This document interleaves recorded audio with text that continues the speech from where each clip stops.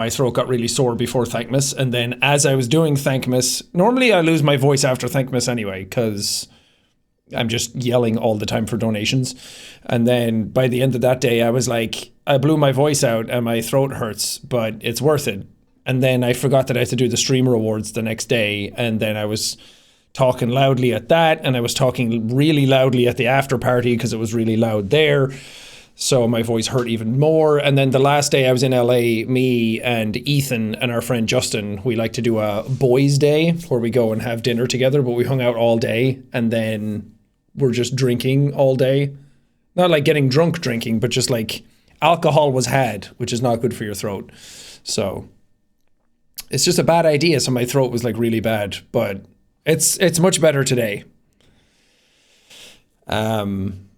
You sound tired. I mean, I'm just trying to keep it chill. I do have a nice cup of tea with me that is entirely too hot to drink right now. I have there's this Chinese syrupy stuff, like honey syrup that you can get called Peipa Koa or something. I don't know how you actually pronounce it, but everyone in like the voiceover industry uses it. Yeah, Peipa Koa. I don't know how you pronounce it. A herbal Nimjiam Peipa. It's a herbal formula cough syrup. But it just has like a really thick honey-like consistency to it. And if you drink that a lot, it really helps with your throat. Clearly not enough. Gargle salt water. Gargle these nuts. Sorry, I've been gargling salt water a lot. Sorry. I came in too hot on that one. Oh, I should get some music going. This is fucking stupid.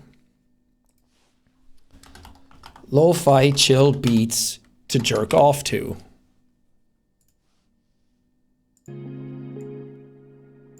There it is. So I don't think I'm sick. Like I didn't have any other symptoms other than the sore throat, so I'm fine.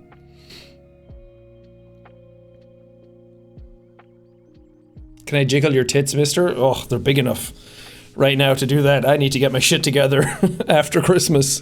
Whew. I was trying on outfits for the streamer awards, and I went in and I was like, who the fuck is this guy? I haven't seen myself in a full-length mirror in a while. I was like, oh, it's rough out there, guys. But, you know, it's December. I'm packing on timber for the winter. But we'll see how long I stream based on how my throat lasts. Keep forgetting you have legs? Yep, they get me from A to B, sometimes to C. Look very huggable. I'm round. I'm rotund right now. You skip leg day? Always. I have little chicken legs. Little weak boy chicken legs that I've been neglecting my entire life. And then it causes you back issues, so don't neglect your legs. Like I said, I need to get my shit together.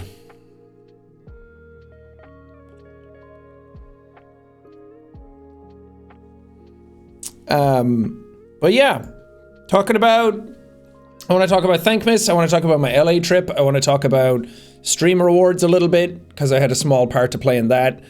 And really I wanted to talk about the game awards, because this is the first year in like 6 years I didn't go to it. Because we were supposed to do Thankmas on... we were going to do it a different date. We were going to do it on the 7th. But then Streamer Awards got announced before we did. So we were like, shit, we shouldn't do it on the same day because... well, A, you just don't want to like step on anybody's toes. I don't want to pull attention away from Streamer Awards. You don't want Streamer Awards to pull attention away from a charity event kind of thing. And obviously they didn't know when we were going to announce. So we were like, okay, we'll move it because also we need people who are going to be at the Streamer Awards to be at Thankmas. And we couldn't have it both ways. So we were going to move it to the week after. It was actually supposed to be today that Thankmas was going to be, but we couldn't get the venue on like any other time. So we had to get it on the 6th to allow us enough time to like load in. Because when you get a venue, you don't just get the venue for that day. You get it for like the day before as well.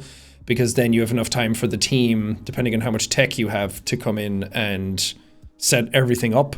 So we actually got in, there was an event happening on the day before, so we had to go in 2 days early to do rehearsals and table read and get BB No Money's team in and get all the tech in, and then it was all just sitting there for a day, and then Friday we got it all set up and started and ready to go. So it was all over the place this year. It was kind of hard to get it at the time, and I was like, I don't really want to do it on an afternoon on a Friday in LA. It's like, that's a hard ask to get anybody to come to that, and we did have a hard time selling tickets to it, but thankfully we still raised a ton of money.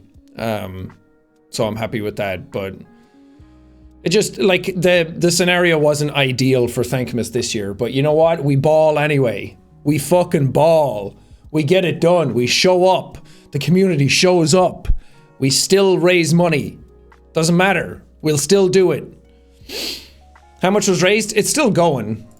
Thankmas always goes throughout December, so you can still raise money if you want yourselves. We're at $3.4 million raised right now, which is unbelievable. On our stream, we did 2.9, so people have raised like 500k outside of our stream.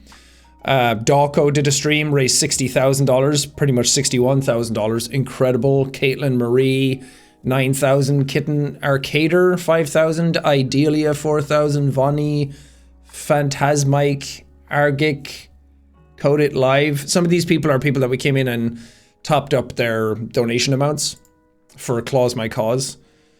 But I'm very, very happy with how it all went.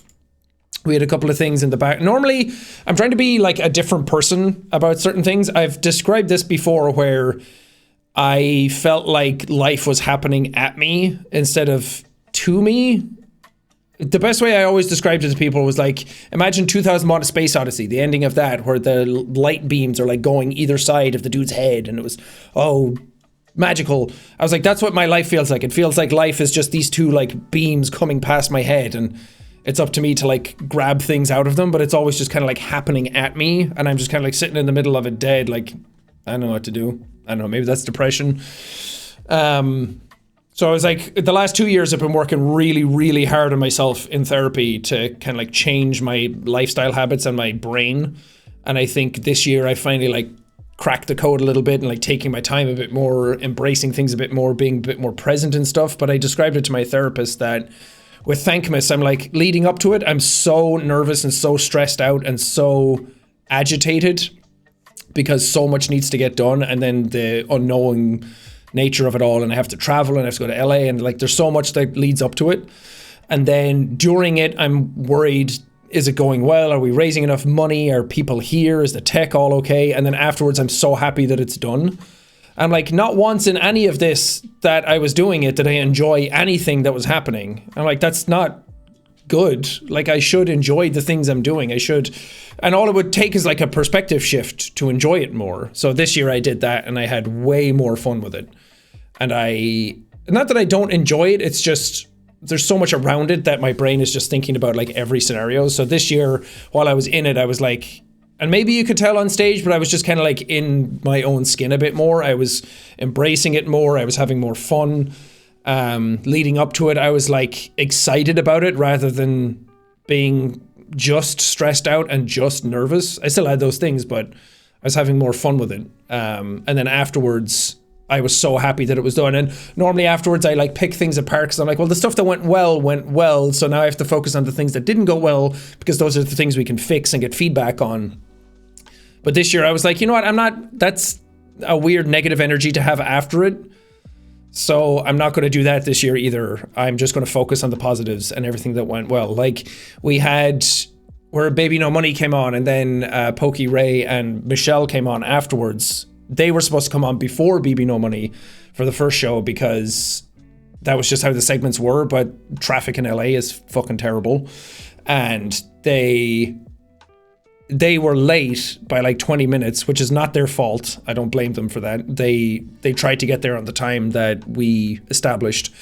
But luckily we were able to just flip the segments around and do it anyway. So There's a lot of stuff like that where in your ear you're getting like I'm trying to like speak to people being like, here's why we're here today, and in your ear you hear like, Sean, Ray and Pokey aren't here yet, so we're going to have to move the BB No Money segment earlier. Just give me like a thumbs up or a nod if you heard me.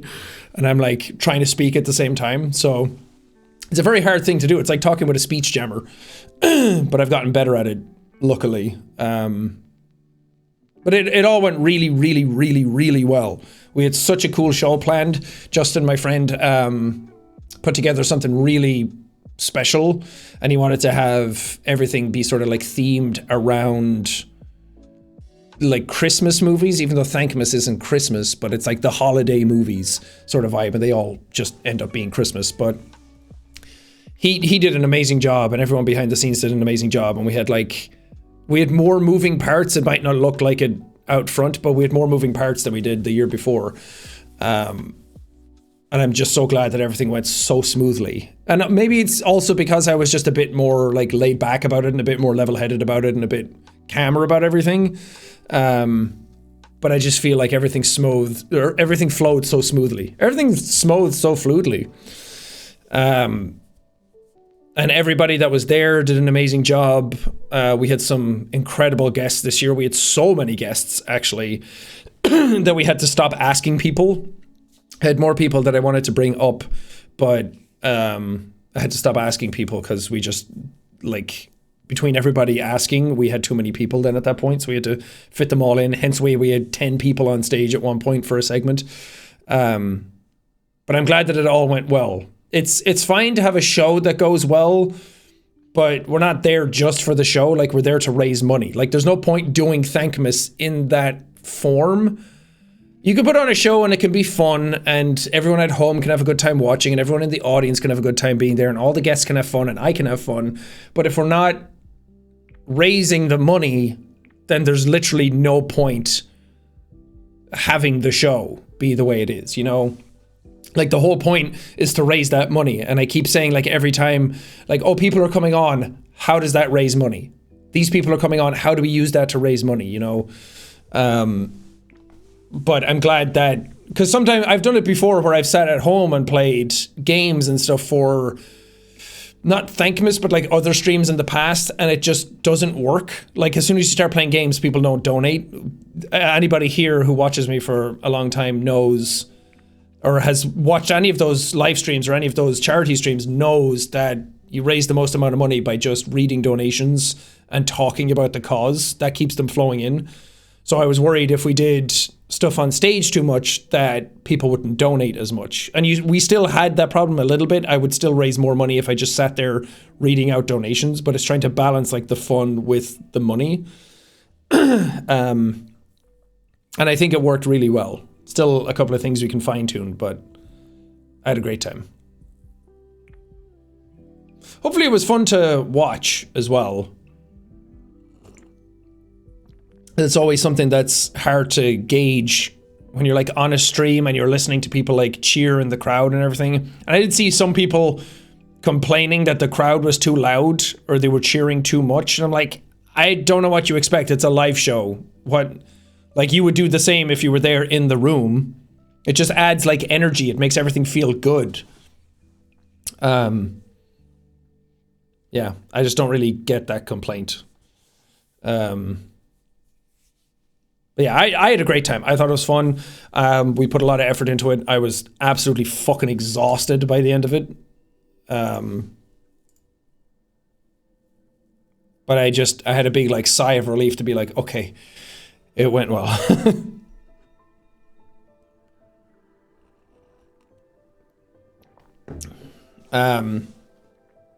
The kiss, yeah, me and Aaron kissed on stage. He came up to me right towards the end because we were like, if we can get, it's a weird thing about like matching donations is that sometimes you can't just like dump the money on things. There's a whole bunch of like logistics and tax reasons and legal reasons and all these different things in the background to get matches to kick in. So it's always like, if we hit this amount of money, we can double it to this kind of stuff. So we were trying to raise up to 250K by the end of it, like to get to 2,250,000. So then we had to raise 150k in like 15 minutes because that's how much time we had left on stage because we had to get out. And we ended up doing it, but Aaron came up to me and he was like, "Hey, if we hit the goal, can I kiss you on the lips? We'll use that as an incentive." And I was like, "Sure, why not?" It's always good to like have something to get people to donate for, so they can see something, like to reveal something. And I thought that was really funny. It was so bizarre to see that kiss get spread around on Twitter and stuff, which is fine. I don't care about that, but so many people were like, "Oh my God, I can't believe he did that. Isn't he dating Evelyn? And like, does she know about this and everything?" I'm like, guys, you think I would do anything like that without thinking? It's such a bizarre, whenever I saw that stuff, I was like, oh my God, these are like kids who are saying this stuff. Like people who don't understand like much about adult life or the world or anything yet. Not to like tarnish everyone with the same thing, but it kind of felt like that. It felt very like immature. Yeah, it's literally acting. Like, would you say that about people in movies or something? Like, it's for a show. It's part of like a thing. Yeah, Twitter is just bait. That's true. It doesn't matter. Twitter's gotten so bad lately. I was actually like a month beforehand, I was like, I'm out, man. I'm leaving Twitter. Like I was going to say, I kept saying to people like, once I finish Thankmas, I'm just deleting my Twitter account. I'm done. It's such a shithole. But I realized as I was going through it, I was like, well, there's some people that I would still like to talk to and I only talk to through Twitter, but I can get them on, like I can text them or I can get them on Discord. But I was like, man, there's a lot of like indie artists and indie game developers that I follow exclusively on Twitter. Like they don't really post anywhere else. And I was like, I kind of want to keep it for that. And then I was like thinking about it a lot and I was like, you know what? It's kind of what I make out of it. If I don't like it, I just pull away from it. Like it's up to me. Come to Blue Sky? Fuck that, man. Everyone was like, come to Threads, come to Mastodon, come to... There was another one and everyone was like moving to those and everyone moved to Threads and then it's the same shit. What I realize is that if I don't want to use Twitter, it's because I don't want more social media in my life. It's not exclusively because Twitter is bad. Like if I'm pulling away from Twitter, I should be pulling away from more things. I'm like, I should just use Instagram and use my stories and shit and that's it. Like Blue Sky, it's just the same stuff. Like I have a Blue Sky. I don't even know what it's called. I have 0 followers. And I don't even really want to tell anybody what it is because I just don't really care. I would much rather just use my Instagram going forward for anything, but Twitter is still kind of useful for a couple of things. But I just need to not engage that much. What about Tumblr? Oh my God, is Tumblr going to make a comeback?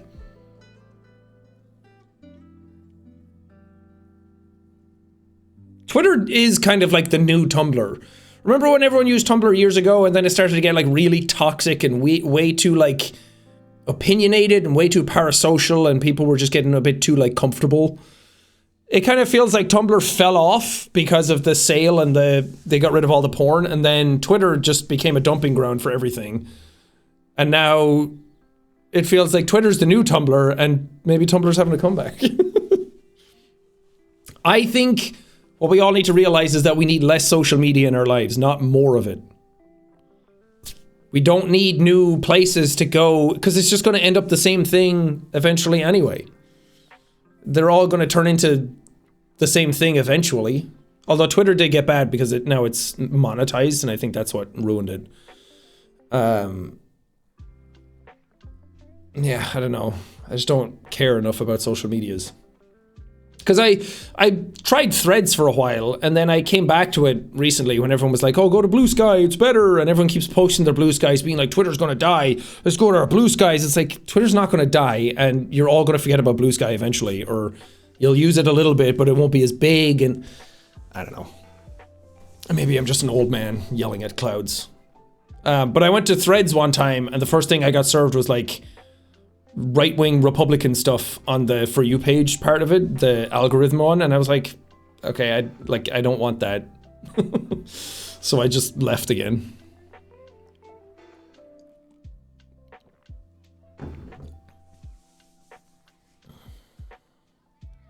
I did see that, was it Australia that's banning social media for anybody under 16? I think that's great. I think that should happen more. I think some of these social medias should be banned for people at a certain age group. Because when it came out, it wasn't the way it is now. And the way Twitter is now, it's like, well, I used Twitter when I was 16. It's like, well, being 16 now on Twitter is not the same fucking thing as being 16 on Twitter 10 years ago. I'm just so glad I didn't grow up with any of this shit. My brain would have been so fucked. My brain's already kind of fucked from it. Anyway, fucking fork found in kitchen, like obvious shit that I'm saying. But yeah, after Thankmas, I did the Streamer Awards because I asked Ludwig and Cutie if they wanted to come to Thankmas, and then Cutie asked if I wanted to go to the Streamer Awards, which I initially declined because I was like, I'm going to be too tired after Thankmas. I don't really know anyone going. Like, I know people there, but I don't really like have anyone to sit with. Like, I don't know. I just didn't know what I was doing, and I was like, I'm probably too tired after Thankmas anyway. But then Ethan said he was going, so I was like, oh, I can go and hang out with you. So then I agreed to go to the Streamer Awards, and thankfully Cutie still accepted me. But then she was like, do you want to present an award? And I was like, absolutely. You know what? You came on Thankmas and you helped me out a lot by being there and helped me on stage. So I'll go and fill a slot for you as well. So I did the League of Their Own award, which was really fun because I got to present it to Pirate Software, who talked about how one of his starts was like the Heartbound game, and I played that years ago. I played the demo of it. I didn't play the full version of the game, but I played the demo of that, and that kind of like boosted the game and his career like a tiny bit. Obviously, it didn't make his career or anything. He's working harder than I am at the moment, but I think it was just kind of like a full circle moment. I thought that was kind of cool that we had never met before, and then the time we did meet was at the Streamer Awards when I presented him his award. And I had a good conversation with him afterwards and some of his team, so he's a very nice man. But yeah, Streamer Awards are weird. It's weird being in a room full of like, half the room is like, it's ADHD autistic people, or maybe I shouldn't say that, people. I wanted to talk about the autism thing as well. A lot of people didn't like that I said ADHD and autism are basically the same thing these days. Obviously not. I was just saying things. And I meant that there was overlap between them. I didn't mean that they were the same thing. I have both. But it's weird to be in a room full of like half ADHD autistic people and half people who think that they're God's gift to people, that they're just incredible people and they're full of ego. And it's just interesting seeing that kind of like push-pull of people in a room. But I thought it was kind of disrespectful that there was a lot of people in the room that just wouldn't stop talking. I mean, maybe I shouldn't be speaking about that. Whatever Cutie thinks it's her show. She's allowed to think what she wants. Maybe she has a different opinion on this stuff and she doesn't mind. But when I was in the audience, like listening to this, I was like, man, she's up there like presenting stuff and she's talking, and there's just so many people in the crowd just constantly talking all the fucking time. And I was like, can you guys like shut the fuck up? Like, obviously we were talking as well, but every now and then we would stop and like the performances would be on and we'd be like playing along, and like, I don't know, I guess because I like put on shows that I'm sensitive to that stuff, but it just felt like a whole room of streamers that couldn't like turn their brains off for a couple of hours. Like there was a chat on the wall. You can read that if you want to. But it just felt really disrespectful to like be invited to this show, get like a seat, food, drinks. You get to like celebrate yourselves. Whatever egotistical trip you want to go on, you can have when you get up and win your award or something. I don't know, it just reminded me that I hate this industry sometimes. I hate how self-involved it can be, and like just not self-aware at all. And it's fine to like celebrate the people that are coming down that you're friends with, and you like, yeah, fuck yeah, you did it, and everyone's so excited. But like, she was up and she was like just talking naturally and giving her opening monologue, and like Tina was up there as well, and like it's nerve-wracking to be up there. And I was like, maybe it's just me in the crowd and I'm hearing it more because I'm like in the space. But when I got up to present the award, I was like, man, no one is listening at all. Like, no one cared. I got up and everyone was just still talking, and I was like, cool. Can we just remember how cool it is that we do this as a job? Because I was kind of getting annoyed. And I mean, who am I to tell anybody what to do? But I was like, man, we're all here because we're all like, we do this as a job. We're fucking streamers and we're YouTubers and we play games and we just talk about ourselves. And like, let's not forget that we're basically nobodies without this sort of like job that we're doing. Like, I started in a fucking cabin talking to nobody. Most of these people started talking to nobody. Yeah, just, it felt disrespectful. It felt very self-involved, very self-entitled. I wish they had a bit more self-awareness to be better. And a lot of times it's not even the people that you would think. It's not even like all the FaZe guys showed up and everybody was like, man, they're dressed weird and they're acting weird and whatever. And like, they were talking a bit, but honestly, they put in more effort than most of the other people that were there. Like, I don't really care about FaZe. I'm surprised they're even still an organization. I was surprised to see like that many people in FaZe still. I just didn't really keep up with it. But like, they showed up and like put effort into the event and like made it like kind of like a spectacle. And some of the people that you would expect to be the loudest were actually some of the most chill. I don't know, it was weird. I mean, half the people in the room I didn't know either, so maybe I shouldn't say anything about them. New FaZe is better than old FaZe. I mean, I didn't even really know old FaZe. Yeah, and people kept blocking the teleprompter and like walking in front of it, and like they would walk. They had a stage here and a stage on the side, and the stage on the side was like closer to everybody else, but it was kind of like lower down, so people would like walk in front all the time and like stop and chat with people constantly, like in the way. I don't know. That's from my perspective. Again, I don't know how everybody else felt. That's just what I thought being in the crowd. If other people had fun, fine. If people had a good time, fine. QT felt the same? Okay. Fair. I didn't see her thoughts in it, and I didn't want to put words in her mouth. I thought she put on a phenomenal event. That's why I also got up and was like, can we give a shout out to QT for doing this? Because I try and get streamers and YouTubers to come to Thankmas all the time. You would be shocked how many of them just don't give a shit. Unless it's something that's made by them, or they can take all the credit for it, or they can be the face of it or something like that. They don't care. And that's just a fact with like show business. That's actually a fact with any industry. There's narcissists and there's people full of themselves everywhere.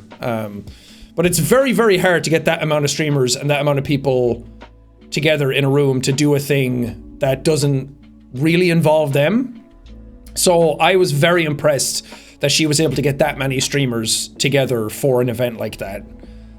It was run really well. Everything flowed super smoothly. It's live, so something's always going to go wrong, like teleprompters didn't work properly, or like calling for somebody on stage and they didn't show up immediately because stuff behind the scenes slows down or whatever. Like, all of that stuff's always going to happen. You're never going to avoid it, and there's always like a slight bit of cringe with a live event, but I was very, very impressed with how smoothly it all went. And I hope she's very, very proud of it. I was really impressed with the organization of like the flow of people, because when I arrived, Maya was there.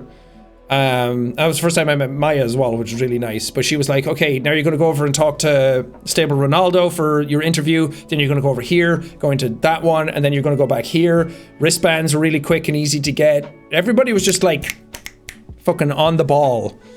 So I, as someone who did an event the day before, I was like, great. This is impressive. I'm very happy with how all this is flowing. I can't imagine how stressful it is behind the scenes. Like, Thankmas is stressful already, and you try and have fun with it, but mine has a lot more wiggle room with what I can do. Streamer Awards is very much like we have awards to give out. There's people here expecting, like, there's nominees, and I don't know. Also, those fucking awards are crazy. Like, I won, let me show you.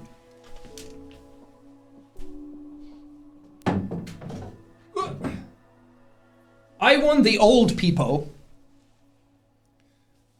which I think looks really fun.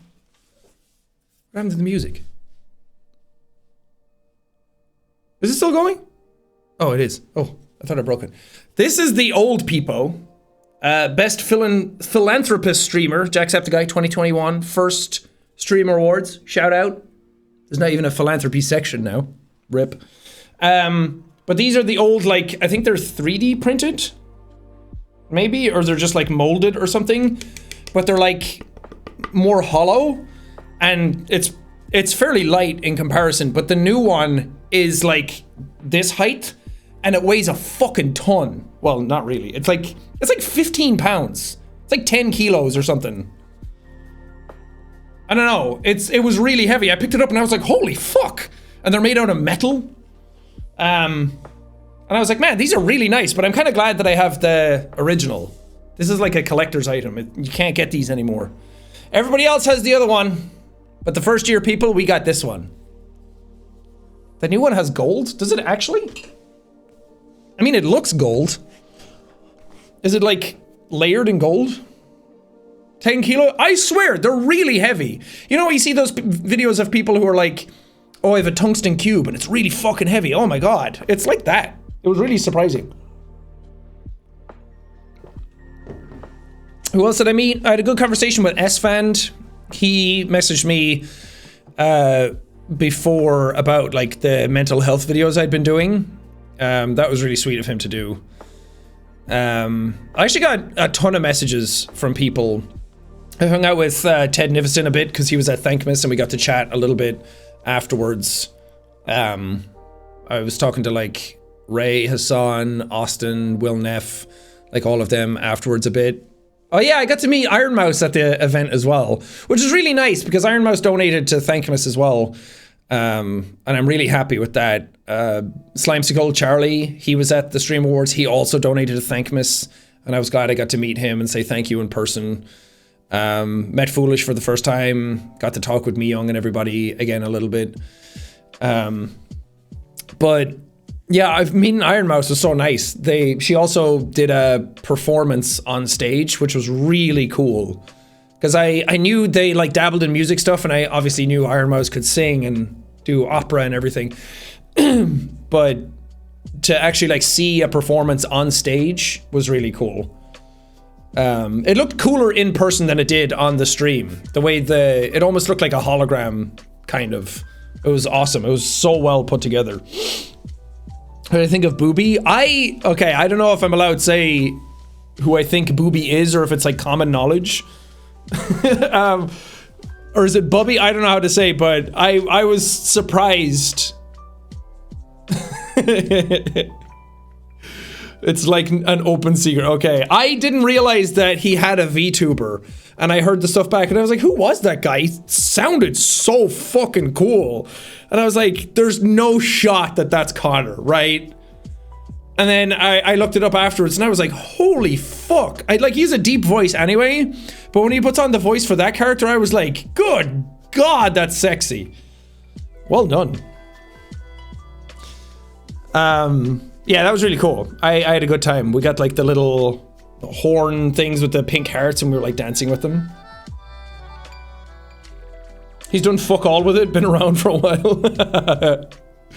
I mean, Connor likes to do lots of different things, and he bounces from like idea to idea to idea, so that's just how he operates. But Stream Awards are really fun. The after party was really cool. I stayed around for a while. I got to meet Shroud for the first time, which I was really happy about. I interacted with him like a little bit in Rust, but Hannah, his girlfriend, I've interacted with more and talked to a lot more and she's like talked to Evelyn about like cat stuff in the background. So it was cool to meet him for the first time.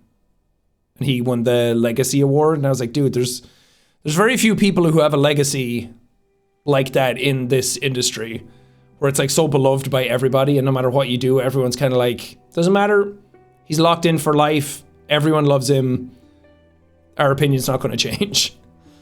And he's done what few FPS streamers can do, which is bounce to other types of content. So he can do like competitive, like first-person shooter stuff, and then he can do like MMO stuff.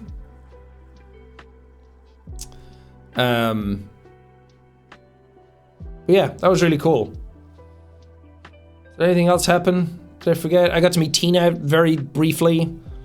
But that was like behind stage. I didn't get to see her at the after party, so I was sad about that. I would like to hang out and chat.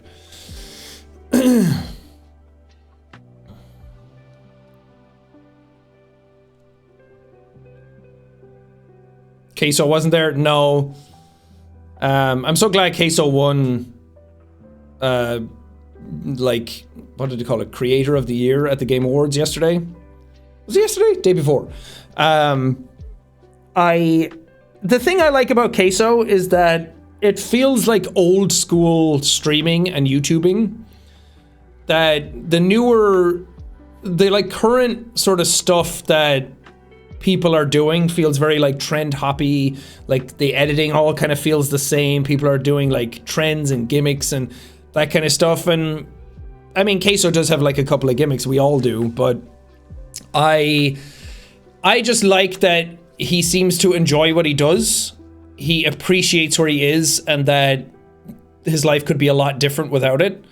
And then he just has so much fun doing it, and he just feels so real and genuine, and he just kind of like fucks around and appreciates his audience. Like, it's just classic content creation.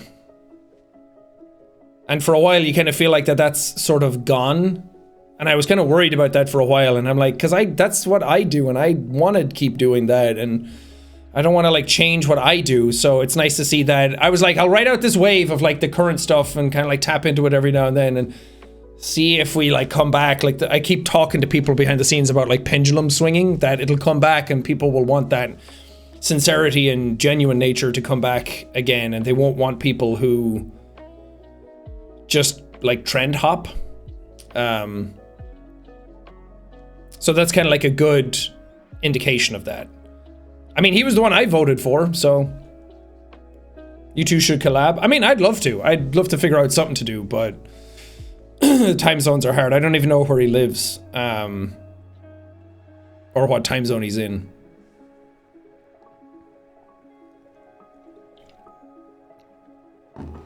Arkansas? What time is that?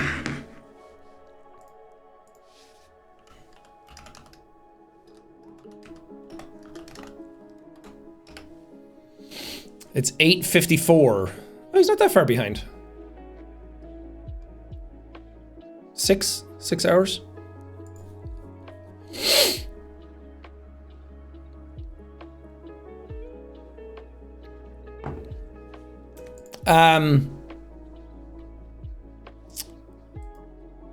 Yeah, I mean, that was kind of my trip. Very fun. I had a good time. Got to meet a lot of people I normally don't. Did I meet Tarek? Yeah, very briefly. I can't remember exactly what he said, but he was like, dude, that thing you did with this was really awesome. And I was like, that wasn't me. But I made fun of him for it, and then Leslie made fun of him for it, and he was like, ah, shit, my bad. I thought it was funny though. Oh yeah, and I did Ray and Lisa's podcast. That was really fun. I had a good time. Their podcast setup is really cool. And I was just really happy that I got to do it. And I think that's a good time to talk about like the autism stuff, because like the autistic diagnosis for me was so brand new that like I've just been talking about it a lot over the last 2 weeks. A lot of people are getting annoyed with that, being like, God, we get it. But it was so bizarre. When I announced that the diagnosis came through, like I got the thing 2 weeks prior where the guy was like, you probably have it. But I need to do like my full assessment and my full write-up. So I was like, I'm not going to say it publicly just in case it comes back that like, you don't, but you're close kind of thing. We get it, you're autistic. You would not believe the amount of times I've heard that this week. But when I finally got the assessment and got the confirmation and got like the full write-up and everything,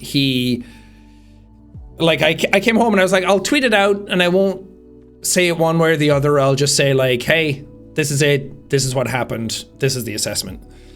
And so many people were like, man, why is he tweeting this? Like he got diagnosed with cancer or something. I was like, okay.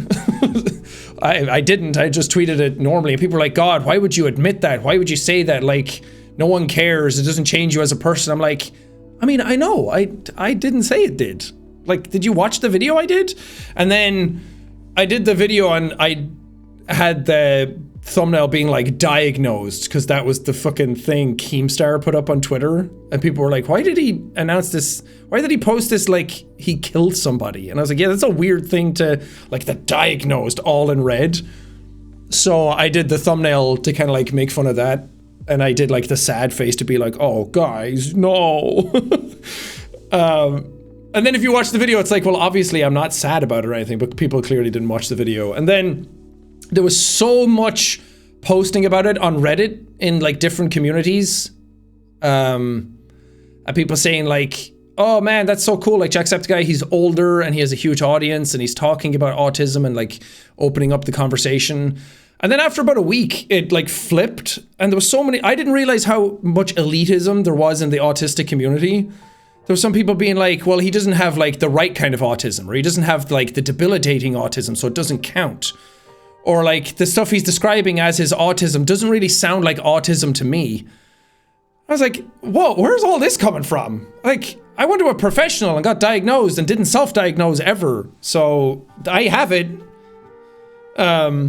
Like it felt really gatekeepy, and obviously take this with a grain of salt because obviously it's not going to be like, most people were very, very genuinely awesome about it and really fun and like made jokes and just fucked around with it. And some people, like even on the Kendrick Lamar subreddit, they posted like the mustard one with the I'm autistic right after it. And people were like, yeah, all my autistic bros fuck with Kendrick. And I was like, that's so cool. But yeah, some communities were really, really weird about it, or saying like the stuff me saying like ADHD and autism are the same, basically. I meant like, for me, the overlap was so strong that I didn't know which one was which. But obviously like the way I word things just came out wrong. And people like coming down being like, he's spreading misinformation. His information is all wrong. And I'm like, I'm just speaking from my experience. What the fuck is happening? How did me just saying like, I'm autistic turn into like drama? How did it turn into news? How did it turn into anything other than like that's all it is? Or people saying like he's using that video for like monetary gain and he's using it just to get views and garnering sympathy. And I was like, I just wanted to talk about having autism and ADHD. Last time I did a video talking about ADHD, it went really well and people were like, I got tested because of your video. I had like older people pull me aside being like, hey, my son just got diagnosed with ADHD and I don't really know what to do. Like, can you give me some advice? And like, how was it for you?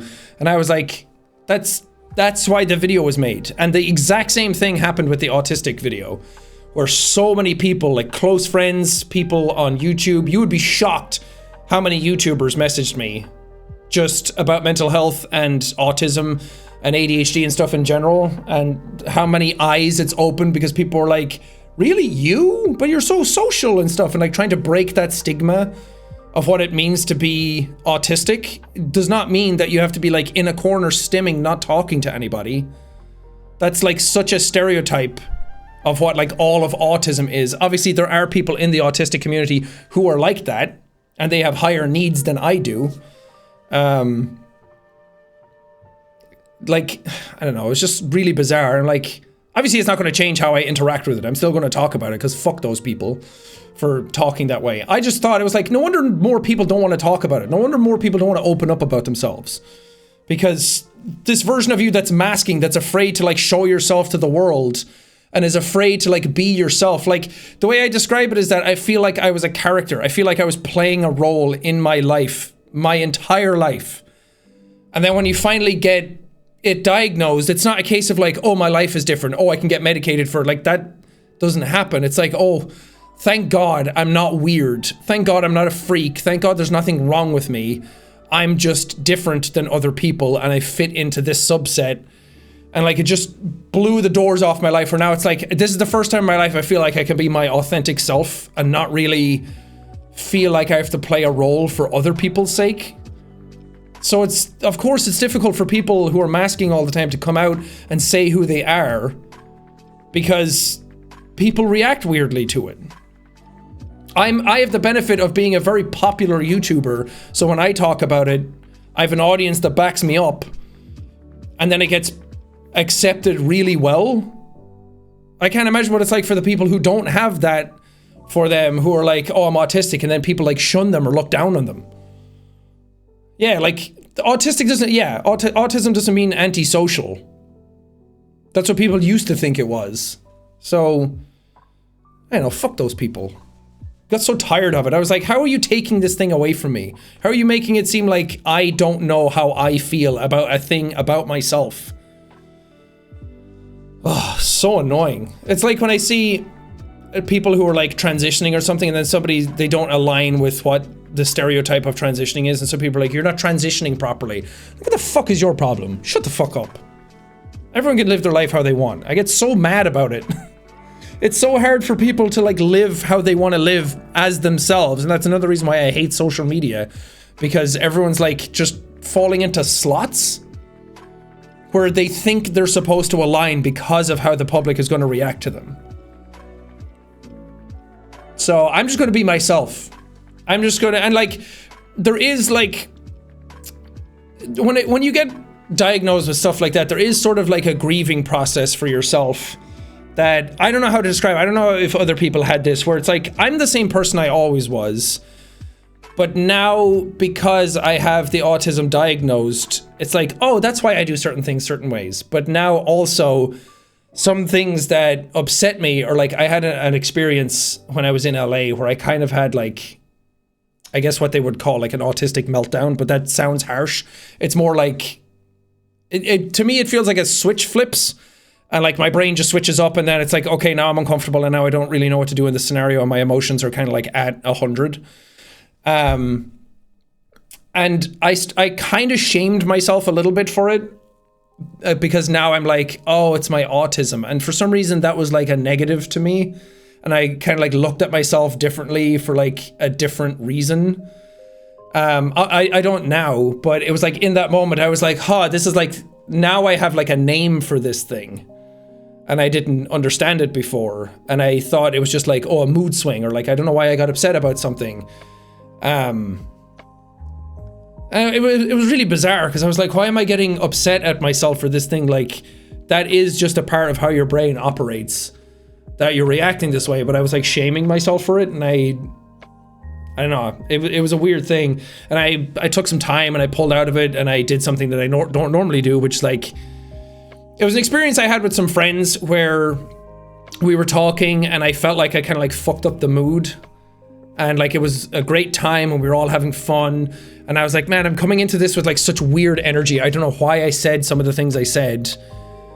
And then I was like, okay, I need a moment. I need to like sit back, think about it for a second, process it. So I went to the bathroom and I cried. Because I was just like bubbling up to the surface, and I was like, okay, something just needs to happen. I need to get like this out of me. And I went to the bathroom and I cried, and then I kind of like just sat there and I was like, okay. And then I kind of like got myself together and I came back out and I was like, okay, kind of like past now. And I talked to them about it, and everyone was like super nice and very loving and everything. But that was the first time where that happened, where I was like, okay, now I have like a name and a reason and a label for this thing. Where before I would have just like dampened it down, and I would have just like barreled through, made a bunch of jokes, been uncomfortable, afterwards not text anybody and not talk to anybody for a while. And it would have just got so much worse. But I think with the help of like going to therapy, going to a psychiatrist, getting diagnosed, like all of these things have been like tiny little pieces falling into place for me together to now build a better picture of who my authentic self is. And now I'm more comfortable than ever in my own skin. And I think that that's why a video like I have ADHD and I have autism is so important. I think that's why it's so important to be vulnerable about it. Because not only am I saying these things and people in chat are like, it's normal, it happens to people with that type of brain. And that makes me feel less fucking weird. But other people in the chat now are probably feeling like, or anybody that sees this is like, oh, I didn't realize that that was a thing. I do that. You know, it's just that understanding. And I hate that idea of like, oh, that's weakness and that's weird and that's cringe. And, you know, I'm trying to like evolve myself, and to have somebody else sort of gatekeep that is fucked. So that's how I feel. And I feel like I can process these things way better now. And I talked to my therapist about it the other day when I came back. And even she was like, isn't that incredible? Like where your journey has started versus where you are now. And I'm very, very proud of the mental work that I've put into myself over the last couple of years. It's been really difficult, but I think where I am now as a person is much better, and I can deal with things much better and have way more fun with my life. Anyway, I'm gonna take a lozenge, and I apologize if this is really annoying for anybody to watch as I have a lozenge in my mouth. How do you stick with a therapist? For me, I just got one that really understood me. My therapist is also autistic, so she understands a lot of the stuff that I'm going through. Just crunch it? No, it defeats the point of the lozenge. But yeah, it's very difficult to find a therapist that really like aligns with you, because like even Evelyn or some of my friends have therapists where it's like they're amazing, but this one thing they do kind of like I wish they would do this. So a lot of it is trial and error, unfortunately. Let's look up some Game Awards trailers and talk about them.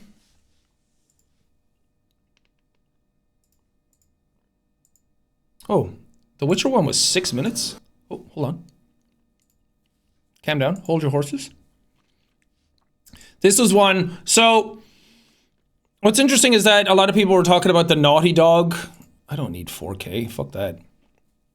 A lot of people were talking about the Naughty Dog one, and I'm going to be that guy, and I'm going to like name drop a little bit, and I'm going to like, you know, I knew something you didn't know kind of thing. I'm sorry. I know how fucking obnoxious that is. But I had a call with Neil Druckmann last year, and he told me what their new game was. And I was so like, holy fuck, I get to like hear this before so many other people. So when people were talking about like a huge announcement tonight, I was like, I think Naughty Dog's game is going to be shown off. So that was the first time I saw it. And I thought that was, oh, no webcam. Whoops. That's a good call. So I thought that was cool, like finally getting to see it and seeing people's reactions to it. And I was like, ooh, I knew something you didn't know. But anyway, all stream, I kept being like, is this the Naughty Dog game? And then, because there were so many like massive announcements at this Game Awards, and I'm kind of like sad that I missed it. But Jeff kept being like, this is a game from one of our most prestigious studios who do incredible stuff. And I was like, cool. I was like, this is going to be the Naughty Dog game.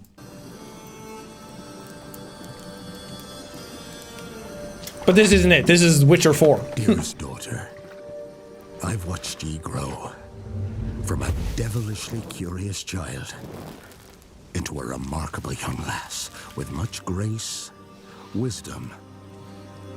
And as soon as we saw the bathtubs, me and Evelyn was like, this is This is Witcher 4. And also it said Unreal Engine. I remember them saying that they switched to Unreal Engine. Take the easy times what shape us, nay. That's a cool sword. 'Tis how we rise to face the hard times what does that for us. Even heart of gold. You've the spirit to overcome adversities aplenty. Darling. Sweeten. Today's the day. Ye fill out your destiny. Whoa!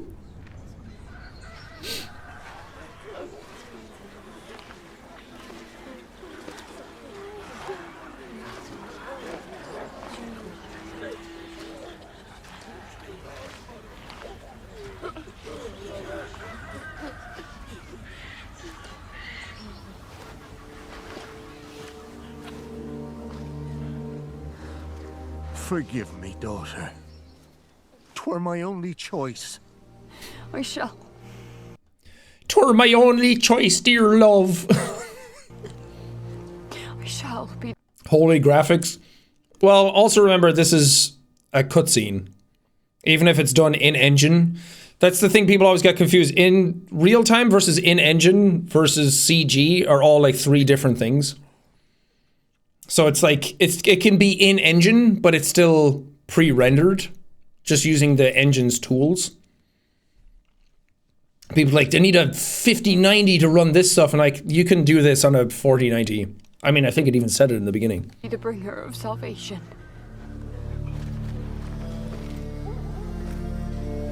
A witcher? Witcher! Whose coin did ye take? Nay, nay, you can't. 'Tis tradition. Chosen she is, by the gods. No! Yeah. You chose her.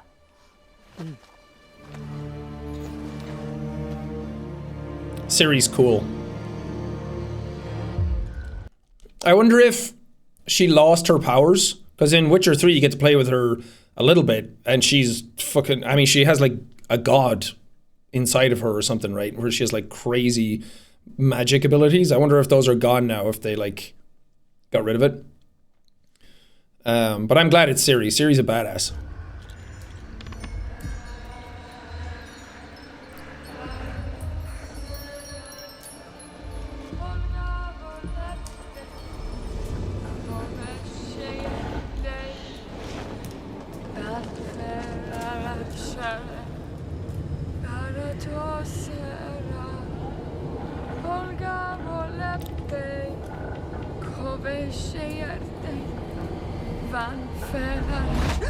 Back to the village. Go, now. Nay! I must save them! Save the village! Save yourself!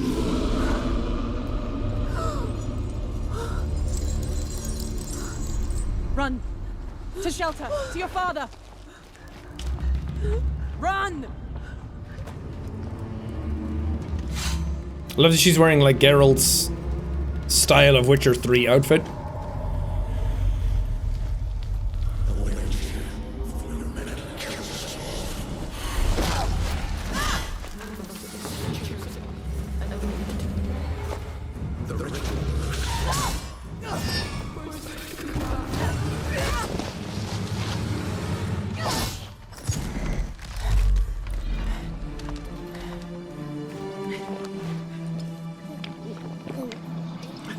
Gotta drink my Gooner juice. So sick.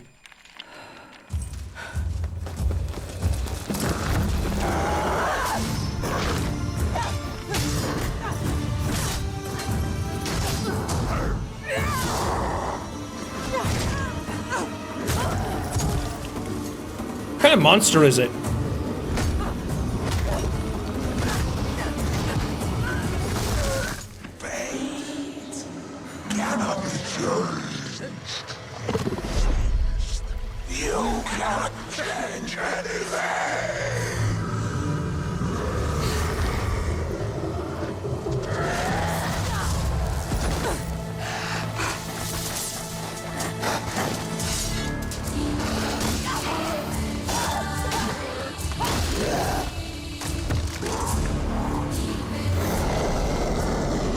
so cool.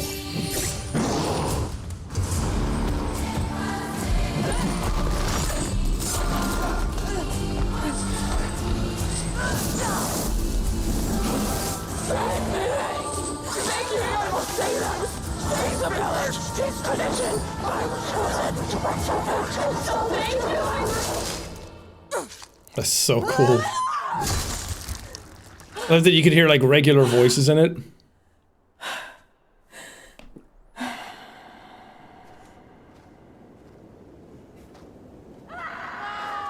Hey yo.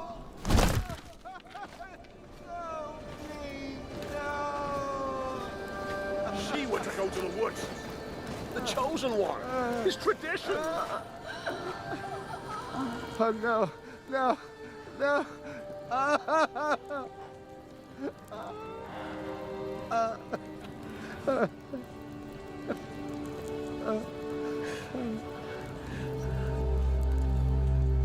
It's all we wanted. For her to go to the woods. To go to the gods. Gods? There are no gods here. There are only monsters.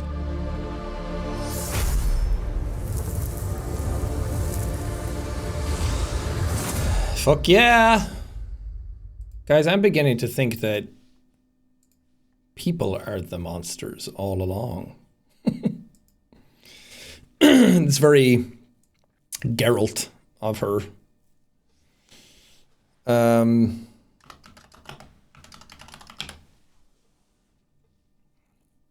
Yeah, that looked really cool.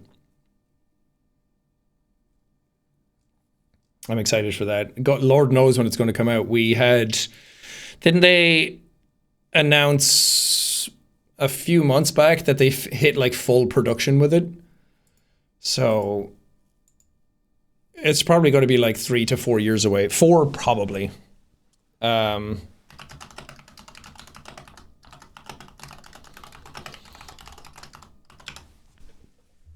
Everything announced at the Game Awards. Okay.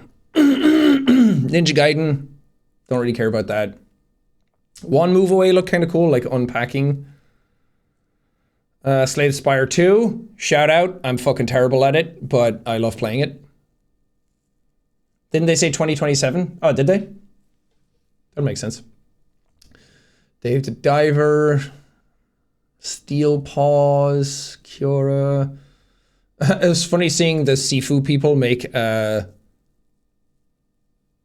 football game. And everyone was like, why didn't you call it FIFU? Solasta, Witcher 4. Oh, yeah, Elden Ring Night Rain. Which I'm sure is the one everybody wants me to react to.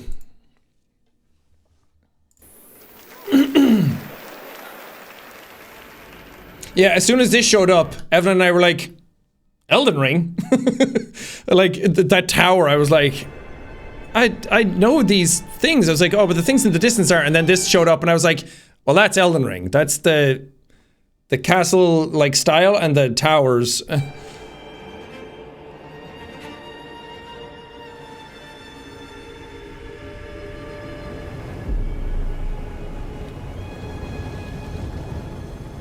The storm's coming. Fortnite.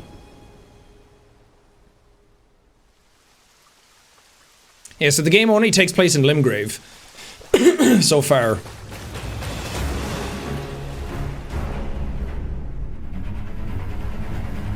Music slaps as always.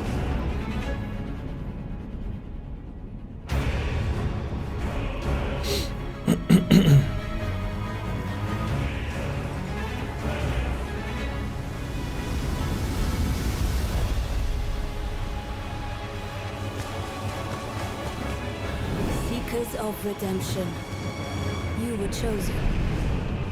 Thrown together by forces beyond our control. Cool.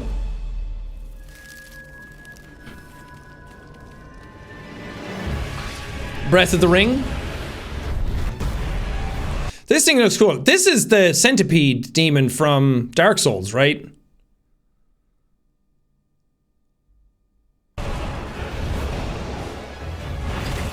From Dark Souls 1.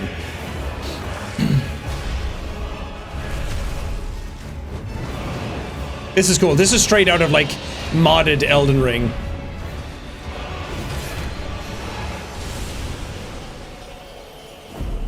Get fucked. Tragedy must be averted. She kind of looks like the lady from Dark Souls 3. She has the one over her face.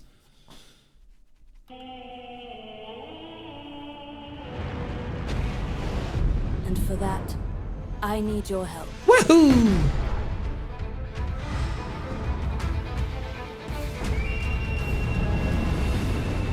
That's cool. Stand tall. The night is far from over. That was a Sekiro double jump. Nameless King from Dark Souls 3. Little pillager, bent on stacking the lands of gold. It's a dragon with like a scissor mouth thing. This is Margit's voice as well, isn't it? I will swat away any and all who dare approach. That's cool. Looks like the Lamia. Triple head doggo boy. Band together and prepare Triple to Sif. slay. That looks like Dark Souls 2. The life of the Night Lord.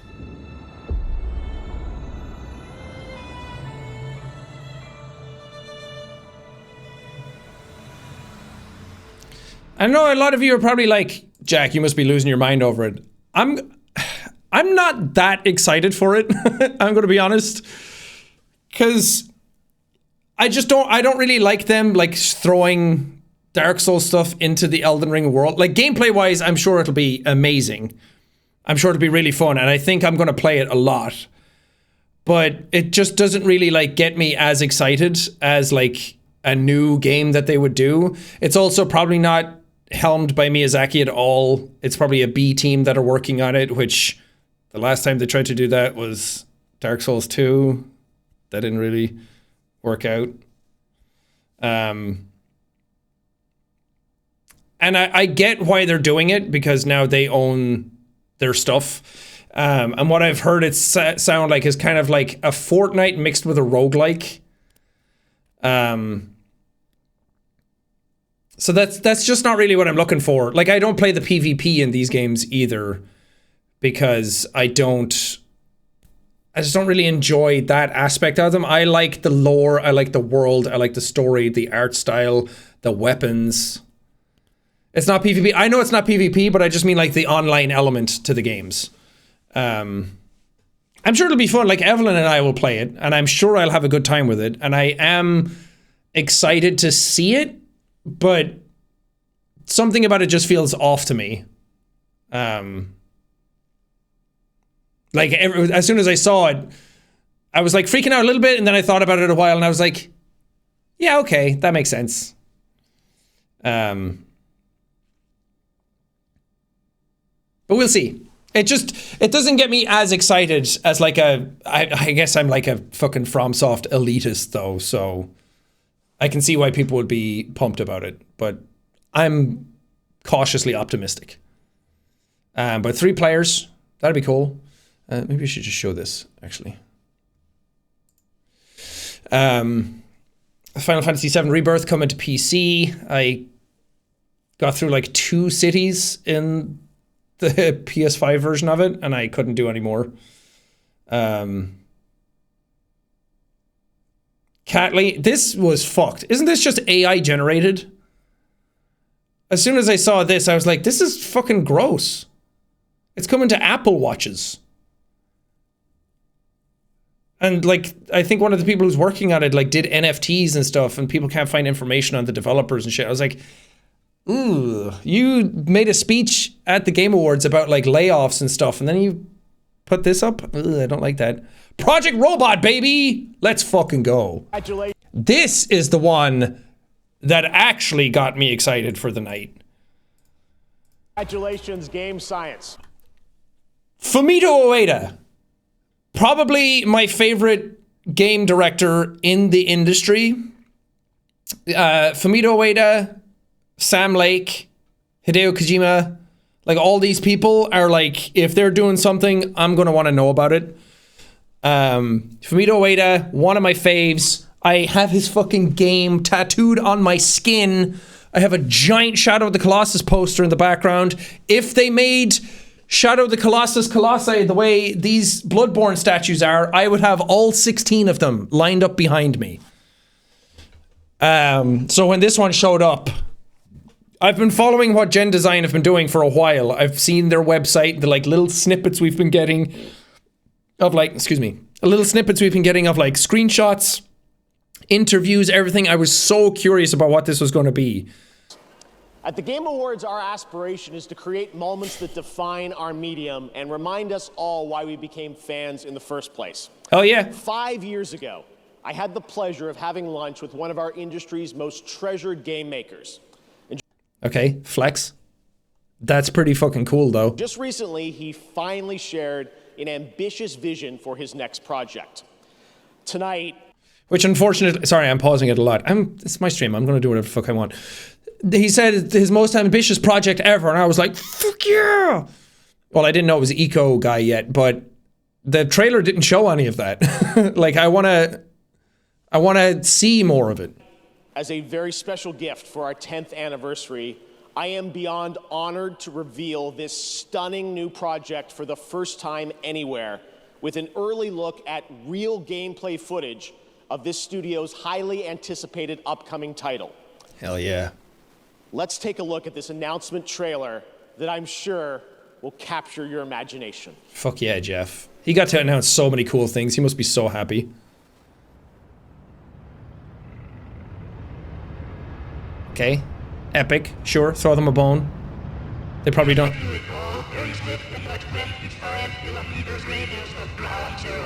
Give it to me, give it to me. Oh, so fucking cool. Also, this is the first time they've had English in their games. Normally it's a fake language. I was like, from the creator of C... I'm redoing my reaction. That's what I was like. I was sitting in the couch and I sat up and I was like, holy shit! 60 seconds. 55 seconds. 50 seconds.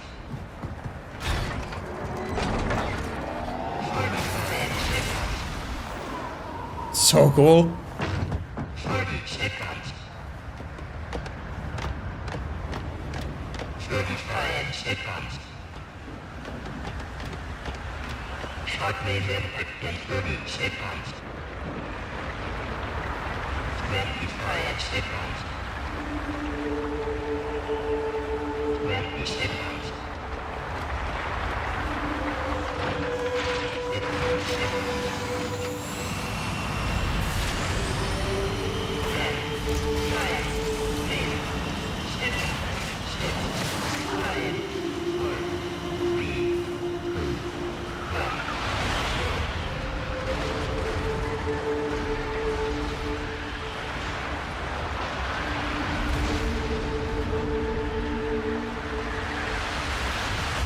So cool.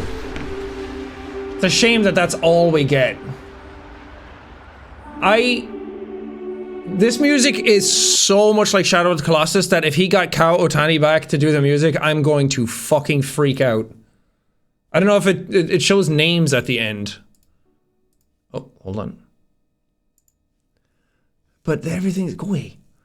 Everything's, Project Robot names are in alphabetical order.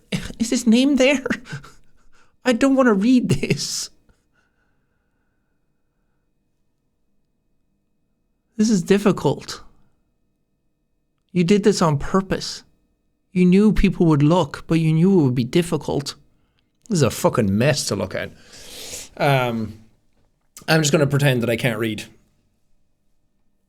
But yeah, let's run it again. This is the one that I'm most excited for.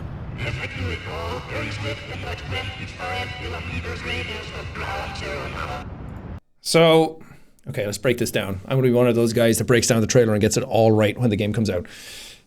I don't know what's going on.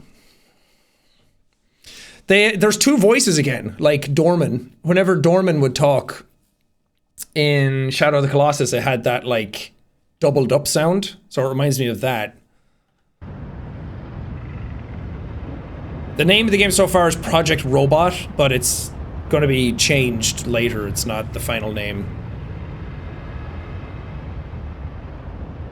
Also, I don't care what anybody fucking says. You say anything bad about any of these games, you're a fucking loser who needs to play more video games. Last Guardian had its issues. I'll admit, I wish the camera wasn't so ass and the responsiveness of the controls were a bit tighter. But, and I know I'm saying something bad about it, but you will be killed by me if you say something bad about these games.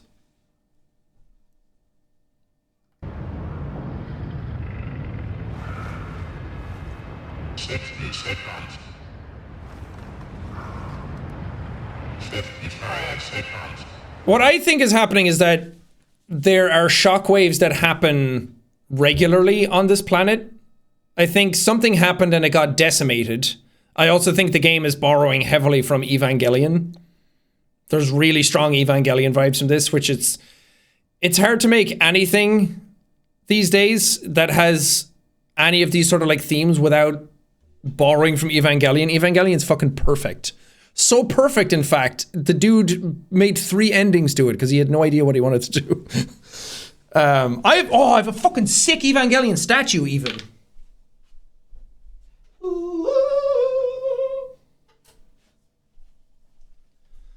Look at that. This is Lilith. Fuck yeah. That's so sick. Evangelion. Incredible. Watch Evangelion.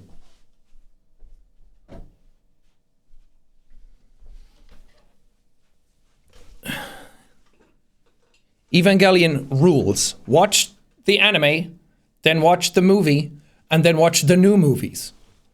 Because it all tells the same story, but very different. Anyway, I think it's Evangelion inspired, which is all about like aliens coming down. Well, it's a lot more than that, but it's like an alien invasion thing. And they use mechs to fight back against them. But I think what's happening here happens a lot. Does this mean I can draw Chase as Shinji? I will say I love Evangelion. I think Shinji is the most fucking annoying character of all time. Baka Shinji. All he does is fucking cry and weep and moan and bitch. There's a reason for it, and he has a good character, and the arc is good and everything, and like the story it's telling, but holy fucking god is he annoying.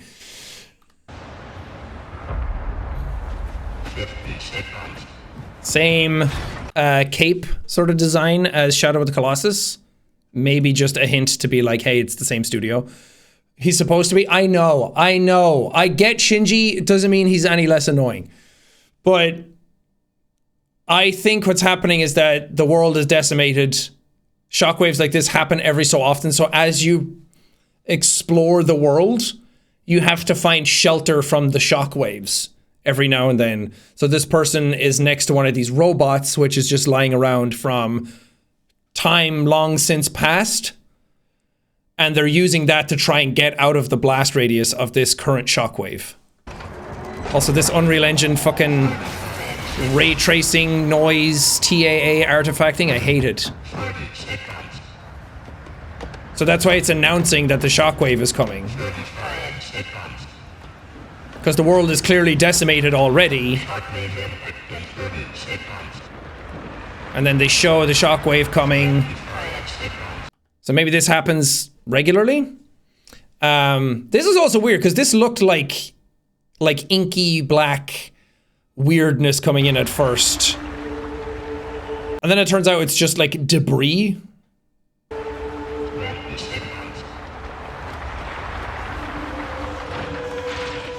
So then maybe you're running along, you find this robot, it's like, okay, shockwave's coming, time to wake up and like avoid it. So you get into this and then separate the head and fly off to get out of it. And then once the shockwave passes, you can land again and then explore more of the world.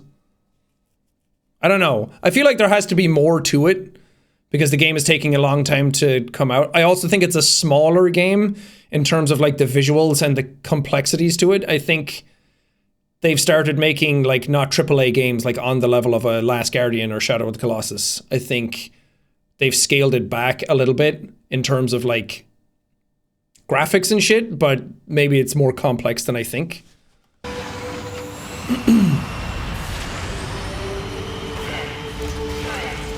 And then the end of the trailer just shows him getting hit by it, and that's like a fail state.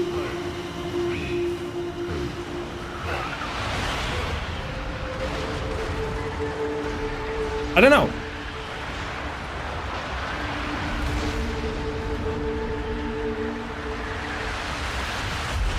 Like maybe he doesn't escape out of it and then you reset and go back. But it could also just be... That's just what I thought on first like viewing of it, but I think that could also just be the fucking start of the game or something. You never know. Outer Worlds 2 had a very funny trailer, but I didn't really like Outer Worlds 1. Maybe the next one's better. Split Fiction looks cool. That's the game from the people who did It Takes Two. So I'm definitely going to play this with Evelyn when it comes out.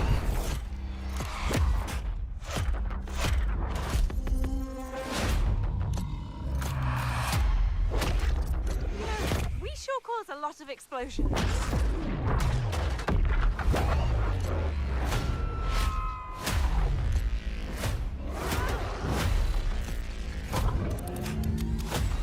So many different like worlds you can go to.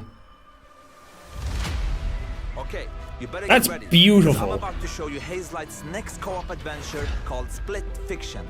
Now, let me tell you this. Get ready for a ride. You play as Mio and Zoe, two aspiring writers that hope to get published by a new tech company that can simulate their stories to life. I can't do this. Please calm down. It's time. time. You can't shut it. No! Accidentally, they end up in the same simulation. What are you doing in my story? Something bad is going on here. And there, they find out that their stories are about to get stolen. No one escapes my simulation. Damn. John Capitalism. In order to save them, they have to escape back to reality through the very worlds that they created. Hands above your heads. But the thing is, they're strangers. I hate this style, like the world that they come from. I hate this like Tron look. And Mio writes sci-fi, while Zoe writes fantasy. So you will, for every But everything else looks awesome. Jump between a sci-fi world.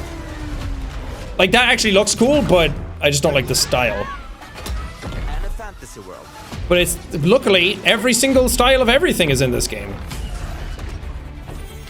You can turn into a fucking fish. Like love variation, and you'll have a unique mechanic for every level. Let me give you some examples. In this level, you start out by finding dragon eggs that hatch. Hey, stop licking. And then they become a little bit bigger dragons with new abilities. By the end, they grow up to be full-ass dragons. And now, you can fly around and kick ass. Drakengard. In another level, you play these ball droids that can magnetize and shift to different forms. Metroid. Kinda. And then the droids become your exosuits. And you can now attack and hack different objects. Here's another one. You play as pigs, and they later become... Anyway, let's not talk about that level for now. And as always, with the Friends Pass, you only need to buy one copy of the game to play it with your friend online. That's what Hazelight is about. No loot boxes, no microtransactions, and no bullshit. You just get the game. There's been a lot of that at this year's Game Awards. Unpaid parking tickets. Time to die. Excuse me? That must be the American level.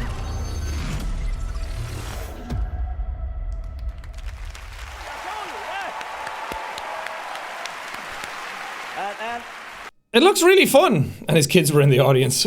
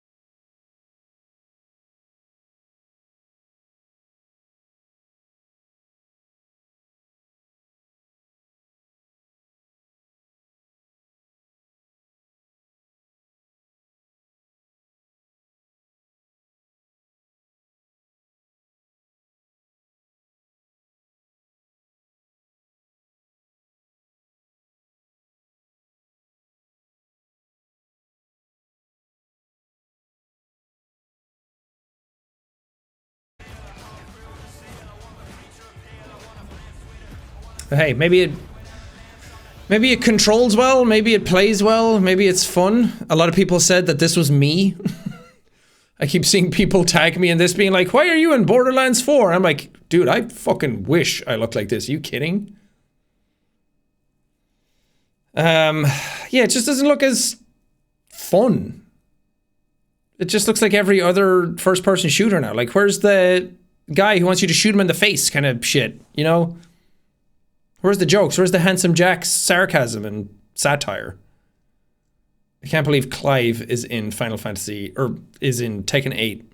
That's wild. Splitgate, oh, it's Splitgate 2. I was gonna say, I thought Splitgate came out ages ago. Virtua Fighter, I'm shocked, is back. I didn't think anyone remembered Virtua Fighter. Project Century kind of feels like they're like, guys, we don't want to make Yakuza anymore. Didn't they make Judgment? And people like that one. So now they're like, can we make something else? Which they can, apparently. They're making like 2 games at the same time. Probably 3. They probably have a Like a Dragon in the background as well. Turok, again, I called this one as soon as it showed up. I can't believe. Like here, I saw the axe and then a dinosaur and I was like, Turok? How the fuck is Turok back? This really is the year of like Virtua Fighter, Turok. There was another one I can't remember that came back and I was like, what is happening? Oh, Onimusha. That was another one. I was like, how are all these games coming back? Is nature healing? Anyway, Turok's cool. I don't know if I'd play it, but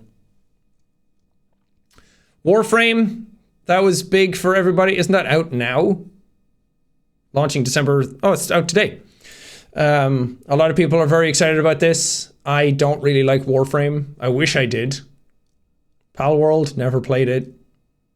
Onimusha, yeah. This is a cool one. We saw Japan. And there was rumors of Onimusha being shown off, and I said it to Evelyn before the show, and she was like, no fucking way. And then this showed up, and we were like, huh? And then the little red guys. Like, this showed up, and I was like, that's Onimusha. And she was like, if this gets sucked into a gauntlet, I'm gonna freak out.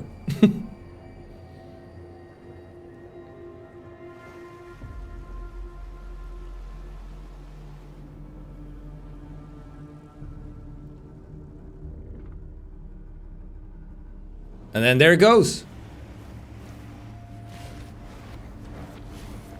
I don't know who the dude is though. It's not Samanosuke anymore. But Onimusha's fucking great. I loved those when I was a teenager.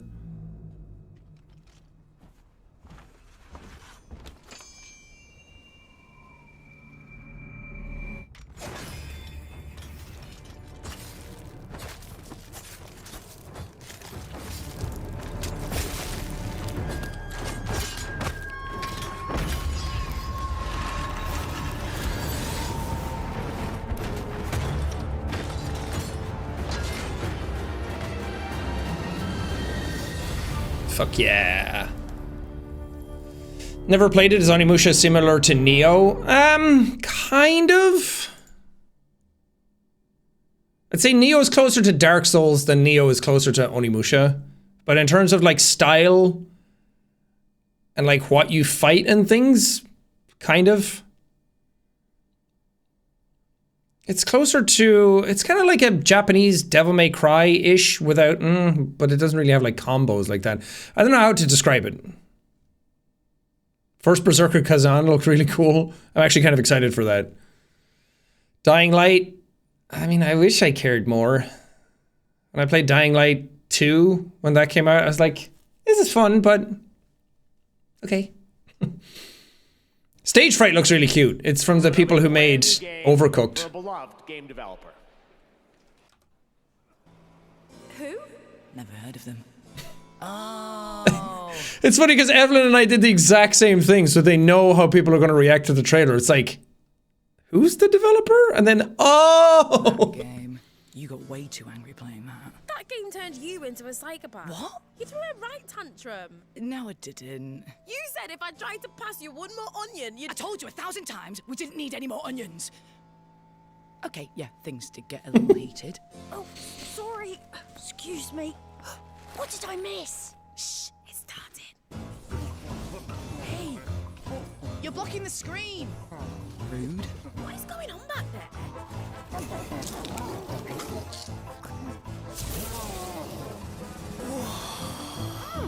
This looks pretty good. Oh, this looks wicked. Oh my. Oh, it's a 2-player. And they're showing so much gameplay. I love that as well, because so many trailers at the Game Awards are just CG.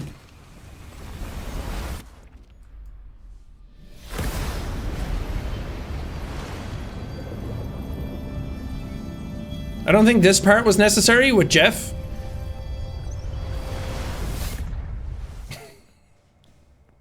Drew, what was that? Did you feel that? Oh, I don't understand what's happening. This would never have happened at E3. What the heck is that?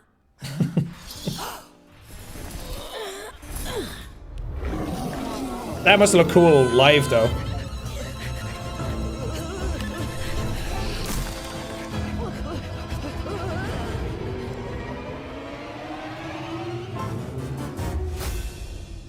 Stage Fright. And it's being published by Hello Games. That's cool. If you watch the full clip as well, you see Sean Murray from Hello Games like walking over and talking to them. Anyway, I thought that was cool. Game of Thrones. We're not going to talk about. Last of Us Part 2 remaster coming to PC.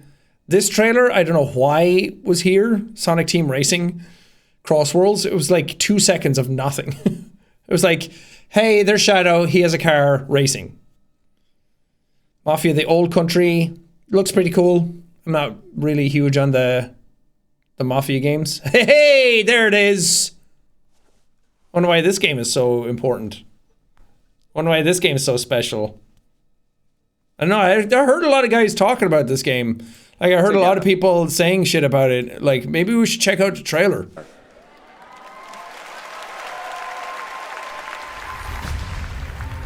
You're not the man. You're dead, I thought. This on the inside. My suit was destroyed. You have a lot left to give. I would like to make you an offer. This is SDN. How can we help you? You want me to sit in an office and dispatch heroes? In exchange, we can make you Mecha Man again. Washed up dad bod superhero with no superpowers. Can't wait. Whenever there's a crisis in the area, we get a call, and guess who answers? Me. Too easy. Oh, you shouldn't have done that. What are you doing in Visigal? Is that your car? I don't have a car. That's gonna be a weird insurance claim. You're right at home behind that desk because you're no hero. You're a nerd playing a video game in a suit your daddy built.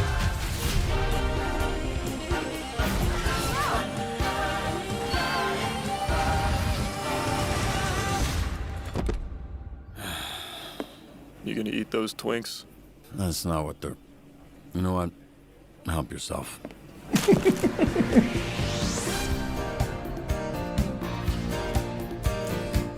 What's your name, little guy? My name's Beef and I'm naked. Oh, no. I refuse to believe that's what he sounds like. Fuck yeah. That's fun. Together. Yeah, as soon as I saw them show up, I was like, it's time. I only found out a couple of weeks ago that it was going to get announced at the Game Awards because they were like, what do you want to be credited as? And I was like, dude, so cool. Where am I? You're not the man. Too easy. Oh, you shouldn't have done that. Oh, you shouldn't have done that. Fuck yeah. What are you doing in Visigal? I asked them what I was allowed to talk about. I'm not allowed to talk about much, but I am allowed to talk about what character I am. That's me right there. I'm Punch Up, baby. You can see me in like an earlier scene as well, standing around. Where is it? There it is. There I am. I'm accurate to life. And that's Charlie's character. Oh, so weird. This is not accurate whatsoever. An office and dispatch heroes? In exchange, That's Alana's character, I think. The devil lady. She's so cool. we can make you Mecha Man again. Washed up dad bod superhero with no superpowers. Can't wait. Anyway, let's hear it once more. Crisis in the area. Let's hear me once more. Me. Too easy. Oh, you shouldn't have done that. What are you doing? Hell yeah. And then Charlie's, you gonna eat those Twinks? You gonna eat those Twinks? That's not what they're... You know what? Help yourself. Incredible. Hell yeah. I get to be in a game alongside Laura Bailey, Jeffrey Wright, Aaron Paul, Travis Willingham, and Matt Mercer. Don't get me wrong. I love all the other people as well. Charlie, fucking awesome. Alana, fucking awesome. But these are some of the people who are like, oh my God. I grew up watching things with you guys in it. Joel Haver's in it. Fuck yeah. I'm so excited. Anyway, that's what I've been doing in the background for part of this year. But I can't really say much more. I think it's okay to say that I did like 2 sessions so far for the game, and I still have more to do. And I'm not just like, it's not just going to be like that, like me and Charlie show up and say like, are you going to eat those Twinks? Or like say a couple of lines here and there. Like we're actual characters in the game, so I'm very excited for it. Anyway, it's so cool that it got announced at the Game Awards. I kept saying at some point, I'm like, me and Kyle are making games now. I'm like, someday I would love to be able to have a game in the Game Awards. Like if we make a game, can I just fork over a bunch of money and just like, hey, put me in the Game Awards? Can I do that? That would be so cool to have a game in the Game Awards. But now at least my name is on stage for the year that I wasn't there. Anyway, that's all I'm going to say because I'm not allowed to say anymore. And I'm worried that I've said too much already. Okami is coming back. That's huge. Oh yeah, that was another one. Like Onimusha, Okami, Virtua Fighter, like all these games, Turok are all gone and now they're back.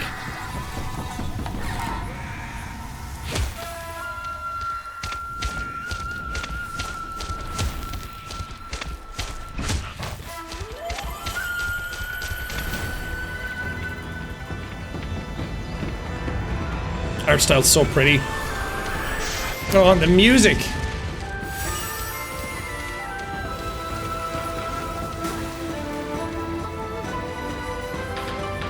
It's cool to see that return.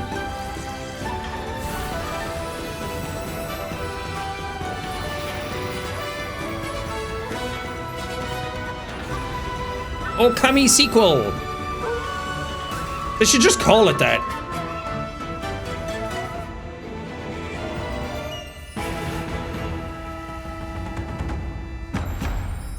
Hideki Kamiya! If you don't know who Hideki Kamiya is, he's the guy who did like Bayonetta and stuff. I think he either quit or he was let go from Platinum Games.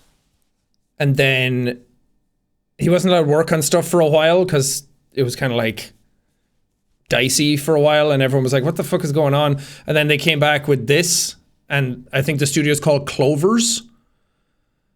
And the whole thing is well, they used to be called Clover, and now it's Clovers, but also after a nuclear blast, people always like, I think it's an urban myth that clovers grow where that is. That's why the movie Cloverfield was called Cloverfield. It was also a street, but it was like, oh, clover grows after radioactive stuff. Kind of, and so it's like after the bomb went off that he left Platinum, now the clovers are growing, you know. You get it? And then Naughty Dog's game, Intergalactic, which the game looks cool, but I hate that name. Of the Game Awards. It's not Half-Life 3? No.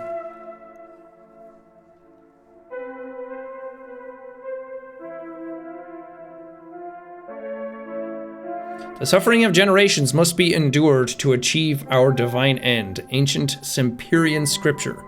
So Semperia is the planet, I think, because she says that it's a Semperian moon.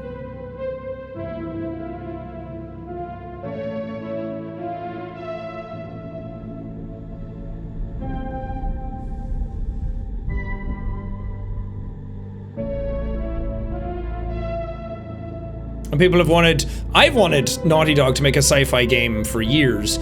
I'm not Porsche. Hopefully they got a huge infusion of money from Porsche. I'm not huge on the 80s sci-fi look. It's cool, but I feel like I've seen it a bit too much now with Guardians of the Galaxy and stuff. I'm much more into like grittier sci-fi, but this is a very popular art style for people. Like the 80s anime on screen as well. They said it was inspired by Cowboy Bebop and Akira. So that makes sense.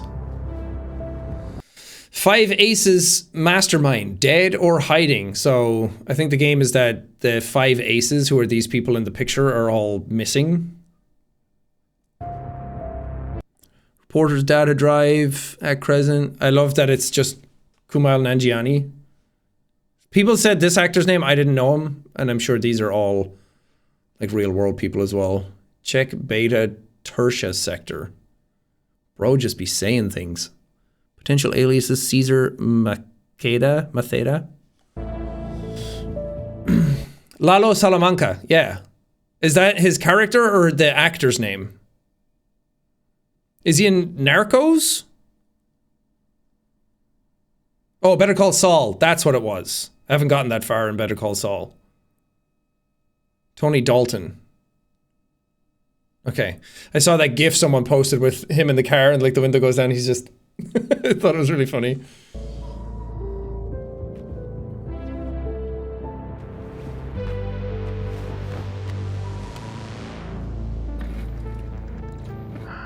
Jordan, tell me something good. Well, you're right. It checks out. He's hiding out around the Semperian moon. She has such a cool voice. I don't know who this actor is though. The main actress is Tati Gabrielle, who's one of the coolest looking people on the planet. Excellent. How is that excellent? He's next to fucking Semperia. No one has left that planet in over 600 years. Anyone who even flies close to it is never heard from again. Haley Gross. Wait, one of the that's Haley, the writer of Last of Us 2? Superstitions. No. Superstitions are the crazy rumors. That's cool. I like Haley. These are facts. You worry too much. You know what I worry just the right amount. She is so slay. We wait for him to leave, or how about? This looks cool though. I'm a big fan of like retro futurism.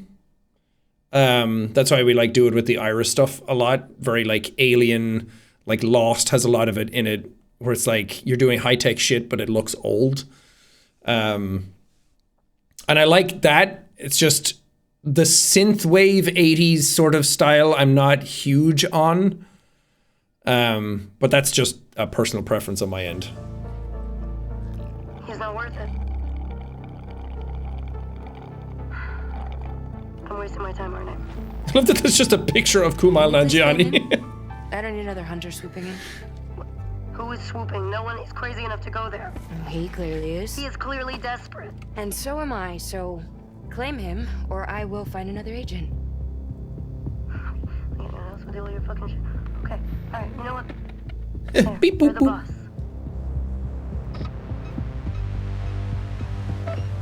Look at that square jaw. Thank you. Listen, kid. I'll see you on the other side.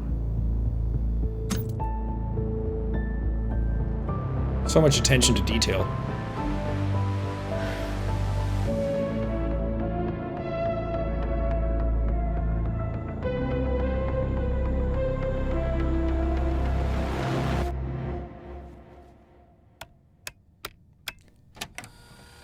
This CD player, though, legit.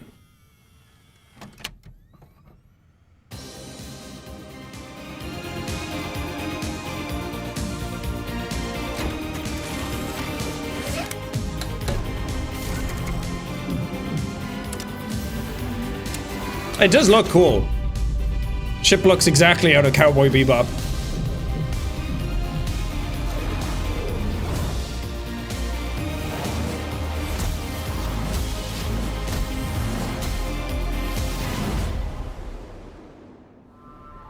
This is more the stuff I'm into.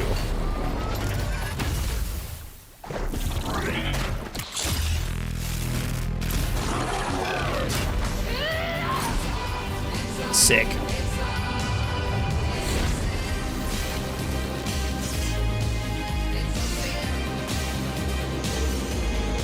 I'm not a fan of the name, though.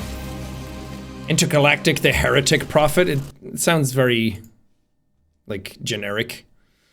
But yeah, I'm big into, like, this sort of look.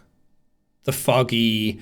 I'm just into sci-fi that's a lot darker and grittier and stuff. So, like, the oversaturation of some of this stuff is not really doing it for me. But I like Naughty Dog a lot, so... I'll definitely give it a shot and try it out, and I'm sure it'll be great. I also think it's cool that it seems like they're leaning into melee stuff a bit more. So maybe it'll play a little more like a... I don't want to say like a Dark Souls or an Elden Ring. But yeah, kind of like the new Warhammer game, yeah. So I'm excited for it. I'm glad to see them do something different. If they had announced The Last of Us 3 or something, like, I would have been excited for it because I liked The Last of Us, but I would be more excited to see them do something else than just more Last of Us stuff and just sticking to that world and that style. And it's weird that the shortest trailer, which is the one for the Team Eco game, the Project Robot, is the one I'm most excited for.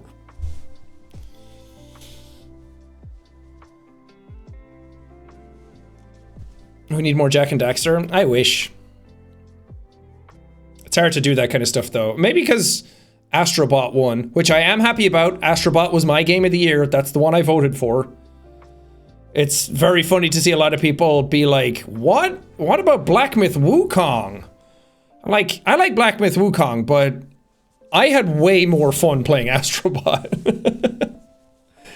I thought that was way more fun, way more just, I don't know, it filled me full of joy when I played it.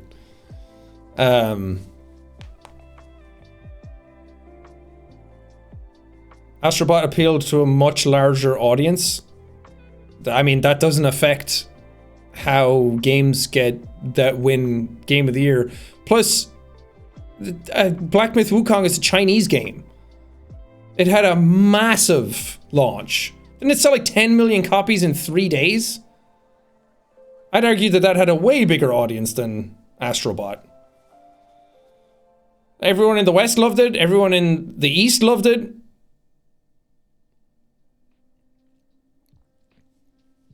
I just think it's very telling that the people who wanted, like, Black Myth Wukong to win just didn't play some of the other games.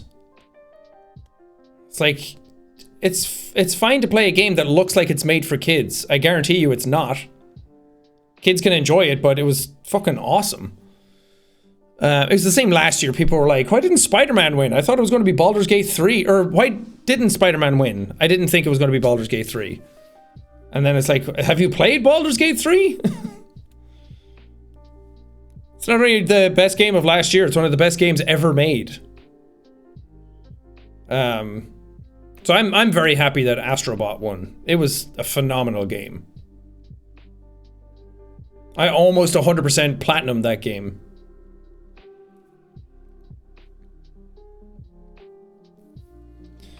And I like Black Myth Wukong a lot. I just don't think it was like Game of the Year worthy. I think it's a really good first game from them. But I think whatever they make next, if they make a Black Myth Wukong 2 or another one like that, I think that one will be really special.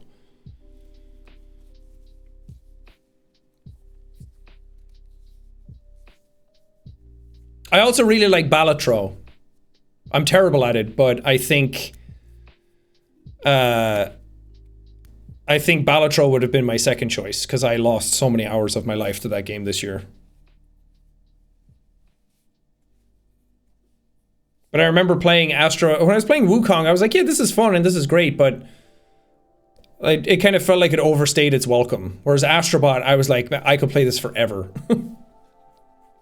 And clearly, a lot of people agree.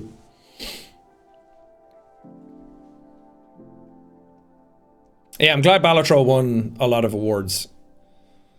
I like it a lot. I keep listening to that music over and over again. It's so catchy. I mean, so is Astrobot. Oh my god. If any of you have played Astrobot, oh god. The crash site music. This music is seared into my DNA at this point. Every time you go back to the main hub, this song plays.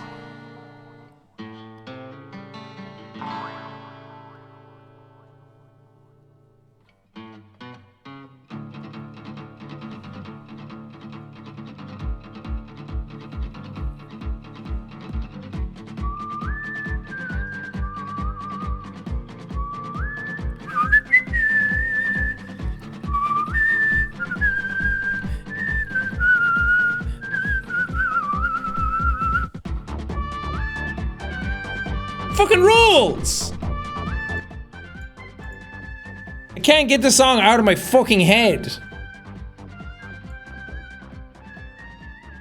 If you played the game and you walk around your house, there's no way you're not going the fucking mouth harp. Doing, dong, ding, ding.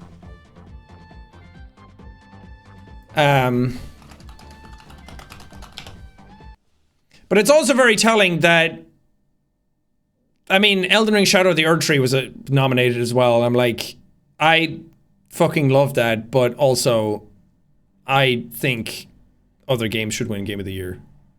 You're a good whistler. Thank you.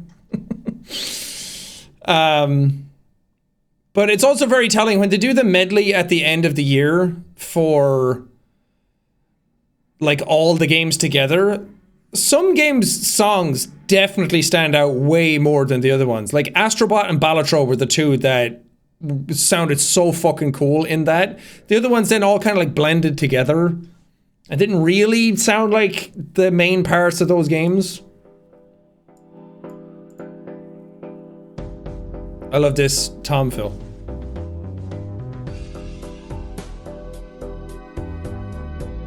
Ugh.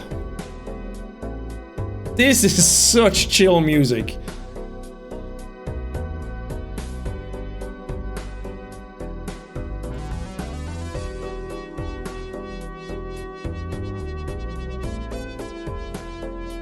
If you haven't played Balatro, please play Balatro.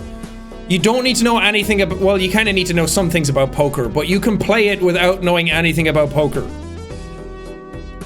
I never play poker, and I fucking love it. But my favorite thing is the arcane shop in it, when it switches.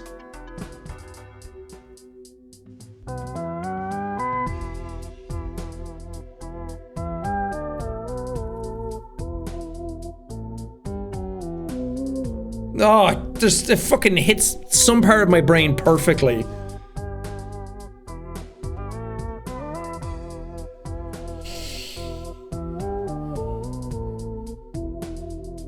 The Balatro music is incredible.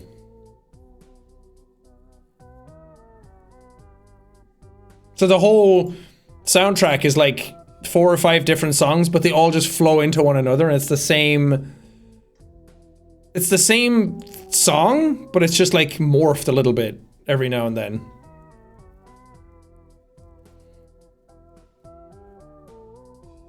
That song, and also it's not part of it's not part of Game Awards this year, but this song,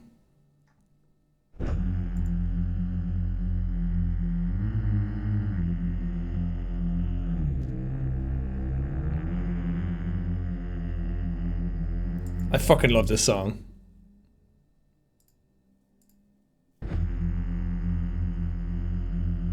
This is from Inscription. It's the boss fight music. Isn't it? The Trader?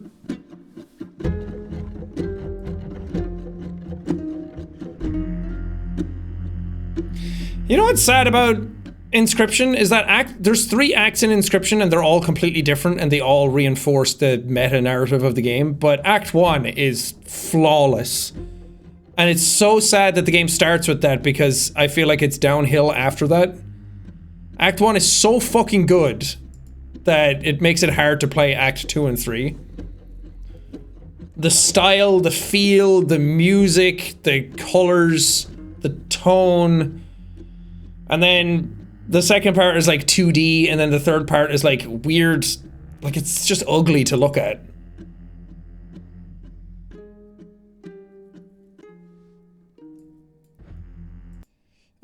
But yeah, anyway. But that was Game Awards. This is one of the best Game Awards. This is one of the Game Awards of all time. It's one of the best Game Awards that they've done. He had so many like big, massive announcements this year. To be able to show off like Team Ico's, Gen Design's new game, Witcher 4, like all the old games coming back, Naughty Dog's new game. Huge. I had a great time. I was going to stream it, but my throat was way worse a couple of days ago. So I was worried that I would fuck it up more if I did. So, but it also started at midnight for us, and we stayed up till 4 a.m. watching it, so I don't think I would have had much energy.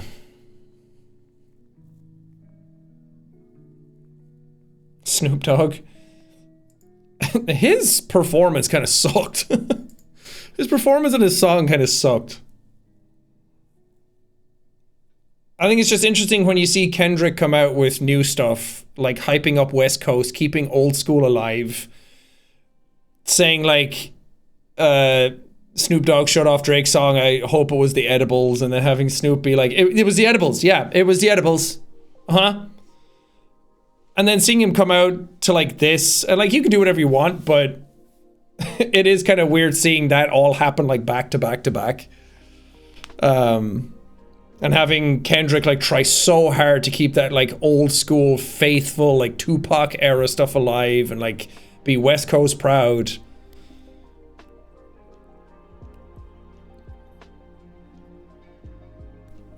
Not that Snoop has to do that, I just think it's funny.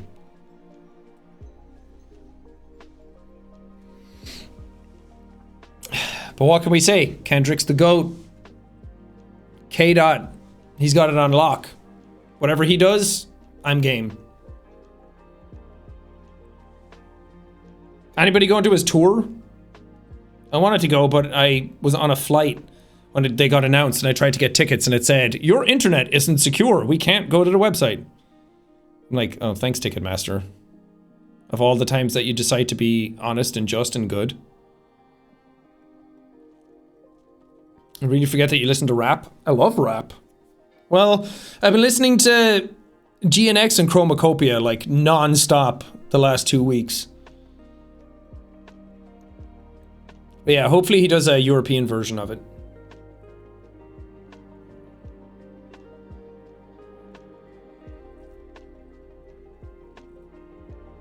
All the time in LA, me and Ethan were walking around going, it's getting sticky! Chromacopia! That's a fantastic album as well. 2 fucking bangers back to back. Favorite Chromacopia song? I think for me it's either Noid or Thought I Was Dead. There's a part in Thought I Was Dead that... I'm just gonna play it. I don't really give a fuck about DMCAs. I'm not a streamer. I can get away with it. I can't sing the chorus of Thought I Was Dead out loud. You don't have gone to war with a soldier. It's more to life than just fucking working, bro. Like, it just starts fucking hard. But there's a flow that comes in.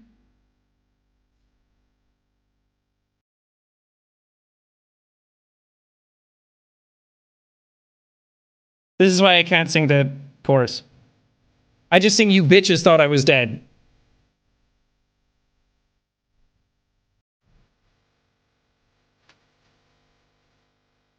Like, this beat is sick.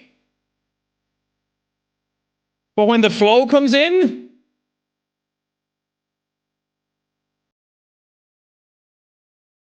Be loving the hood, but I must leave. One way in the hills where they can't see. Since Ah, there's something about that that's so fucking sick. Niggas sitting here rich and they had beer. How you walking at the party with the up here? Should I run a play call to the check clear? Like it's 7:35 now they out here. Bros on the right trying to program. Who's rapping at this part? Schoolboy Q. Thinking no chance. I don't want to be sitting in your bromance.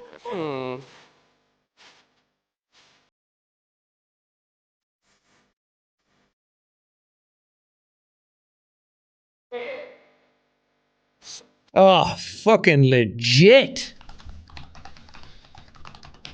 But nothing tops.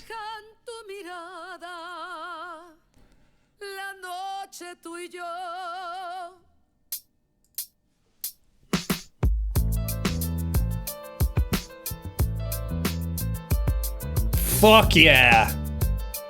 That old school beat. I got this fire burning in me from within. Concentrated thoughts on who I used to be. I'm shedding skin. Every day a new version of me, a third of me demented, cemented in pain, juggling the pros and cons of fame. I don't know how to make friends. I'm a lonely soul. I love how he says that. Anyway, fuck yeah. Kendrick, all time. Best rapper. Their whole album rules. And it's funny because when it came out, I was like, it's good, but like, I don't know which songs I would listen to again. But I had the same with Mr. Morale and the Big Steppers. And now I listen to that all the fucking time. Kenny Don't Miss. But I also I think I like them a lot because they have a lot to say with their albums. Like, you can listen to it, they're great songs, they're fun, but also if you kind of like pick them apart and you listen to the themes and the stories and the lyrics, there's a lot to them. They're very dense. And like you get a lot out of them listening to them multiple times. And I think that's why I gravitate towards Kendrick's music a lot. I remember when this is going to sound so fucking weird back to back, but when KSI's Thick of It came out, okay, let him cook, all right, he's going somewhere with this. Let bro yap for a second.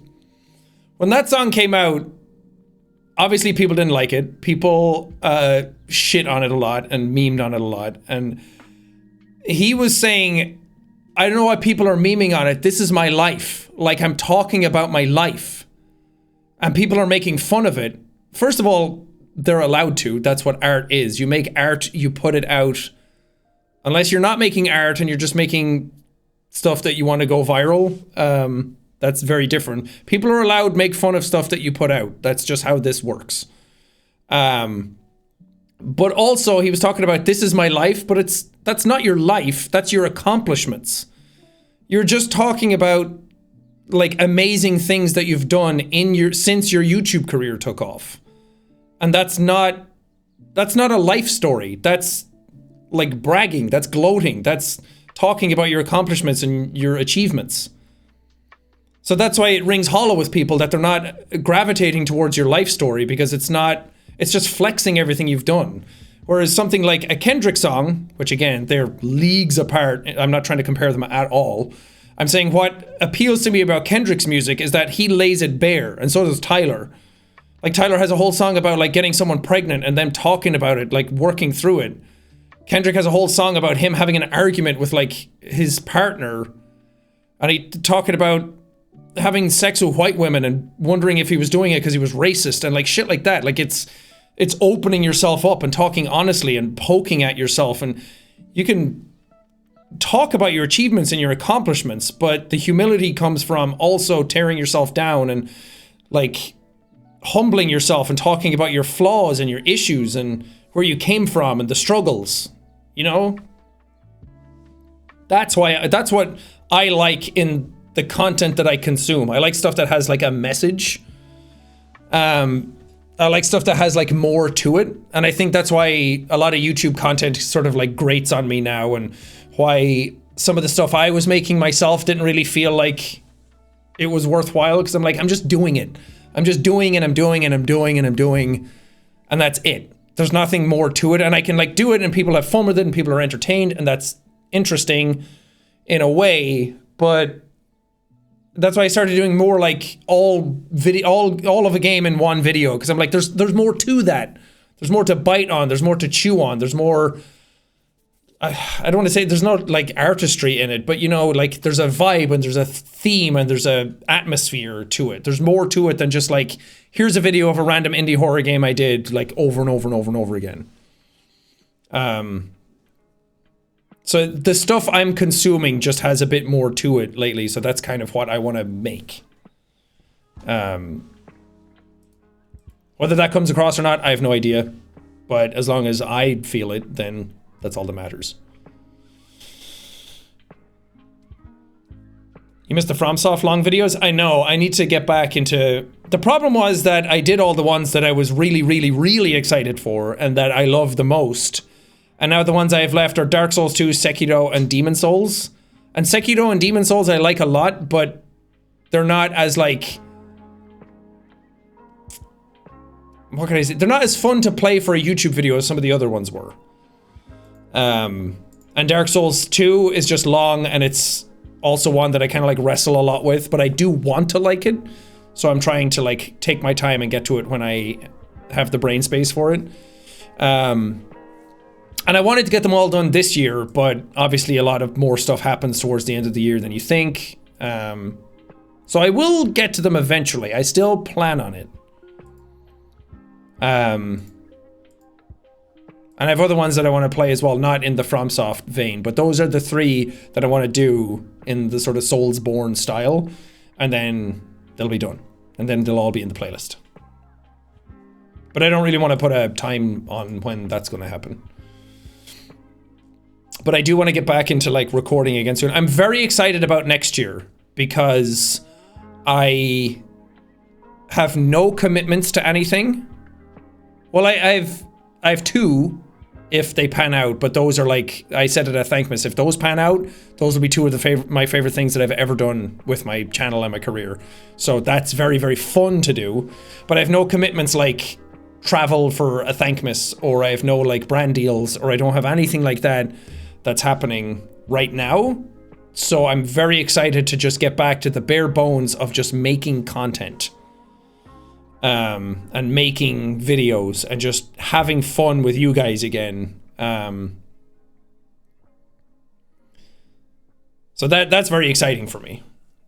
And I am in the process of like getting an office soon where I can do other things, and I just want to like challenge myself a bit more next year. Like get back to what making content is all about, which is just fucking around and like having your friends over and like dicking around with them and just making things that are fun for the audience to consume. So I'm in the process of getting an office now, which is taking far longer than I thought it would. But when I have that, I'll have space to do more stuff. Like I can set up my drum kit again there, and I can set up more spaces for like specific things. I want to have like a space where maybe I can like set it up that I can like bring people on and interview them and chat about stuff real, because I like the sort of like podcasty format, and I like talking to people, but I don't like bringing people on and being like, okay, so how did you start your career and how did you get into this? Like, I would love to sit down and have like a real conversation with people and poke at them about like mental health and how they are as people, and like really get to the bottom of that, rather than just like, oh, you're doing a movie and you're promoting the movie and we're talking about the movie kind of thing. And that's hard to do because sometimes publicists don't want them to do that, but man, I would love to do an interview with Hozier at some point. He's like one of my favorites, and I want to like go home and do some stuff if I can. Like, I have a lot of plans of things that I want to do. It's just trying to get over that hurdle of like starting them. Kendrick interview, dude, I would fucking love to and meet him, but I don't think I would interview him because I think I would do a bad job. I don't know. I think there's so many other people that could do a better job interviewing Kendrick in that scenario. But I would love to. I would love to like sit him down and like chat to him honestly and openly, and like, I don't know. I just love him. I think he's great. I'd love to sit down and like talk to video game developers that way.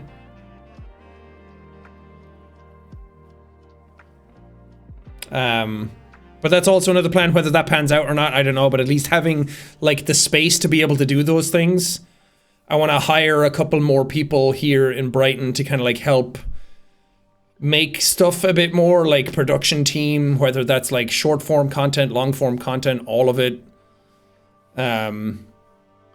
Especially since I have like a big thing that's happening later in the year that I think having extra people, having ideas, and having a space to do stuff in will be like vital for it. But I'm just excited to like see what's going to happen now that I finally have like the headspace and the sort of like ability to be myself a bit more. It's been a rough like 6-year period where I didn't really know what I wanted and what I was doing and whatever. So I want to like collab with more people again, and I don't know, it's fun to think about. But yeah, I saw somebody ask if I've been reading the Brandon Sanderson book. Yeah, I've been, the Wind and Truth. I started reading it on my flight back because I just didn't have, I just couldn't concentrate on it when I was trying to read it when I was in LA. And I'm like 15% through. Obviously, I'm not going to spoil anything, but the book is broken up into the days now, so I'm on like halfway through day 2, maybe. It's very good. I like it a lot so far. I'm glad. It just feels so good to be back in that world. And I'm so excited to see where it goes and how it ends, and there's been no spoilers yet, so I'm happy about that.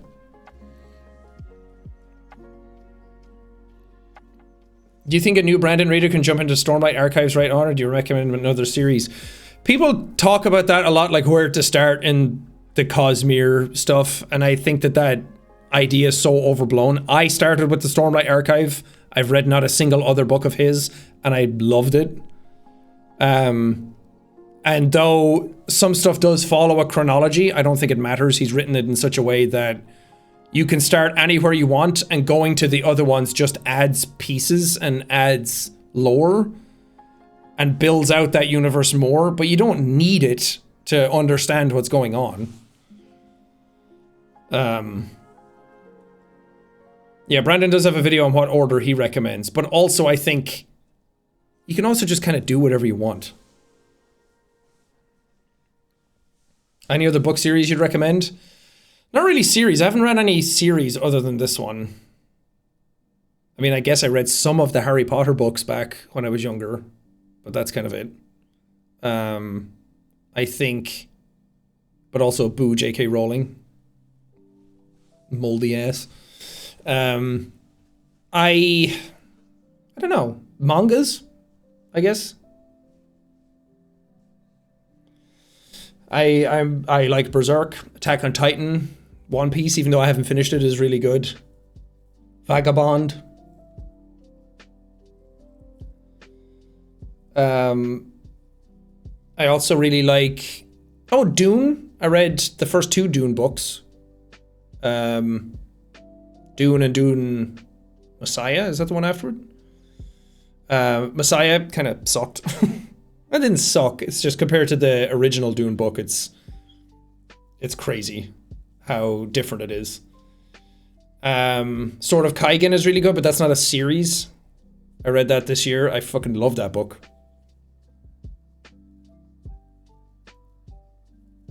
Did you check out Dungeon Meshi yet? I did. I watched that after I went to New York Comic Con because I saw so many cosplayers everywhere. And then I got back and I started putting it on. And then Evelyn kind of like was like, this is funny. What is this? But I loved it. I'm so sad that it's over already. Like, I want season 2 already. Dungeon Meshi. My favorite character is Senshi, obviously. I love the part where he gets like sick and it's just also really like Dan to Dan right now.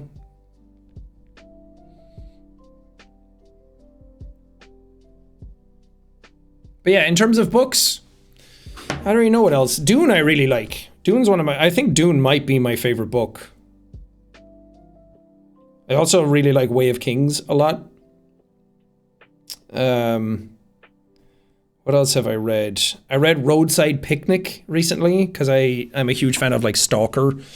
We watched the Stalker movie, but I didn't really like the writing style of Roadside Picnic. It's an old like Soviet Russia era book that is what Stalker is based on, and it felt a bit too dry in its writing style for me. I really like the world and the setting and the premise and the style, or like the atmosphere, but the writing style I didn't like. Ooh, I did read 2001 Space Odyssey. I'm going through my Goodreads right now. I read 2001 Space Odyssey because that's one of my favorite movies ever made, and I was like, I wonder what the book is like. I heard really good things, and then the book was amazing. I would highly recommend that book. It's so easy to read. There's some, like, it's not even that heavy on the sci-fi either, depending on how used to sci-fi you are, but I think 2001 was great, and then I immediately read 2010 Space Odyssey, which is called Odyssey 2. There's 4 Space Odyssey books, but I heard the first 2 were the best. And then I read some of the stuff for the third book and I didn't really like it. But 2001 and 2010 are really good books. And they're short too. They were really quick to get through. Yeah, other than that, I haven't really read any series. I like The Shining a lot. That's a good book. But yeah, I'm just glad that I'm reading more. I wanted to read is it Malazan? Because I wanted more fantasy stuff and people were recommending that a lot, but people say it's very, very difficult to read, so I probably won't like it. It's the problem. A lot of these places have like really good premises and stories and like worlds, but sometimes the writing style is very difficult. Have you watched Secret Level yet? Yeah.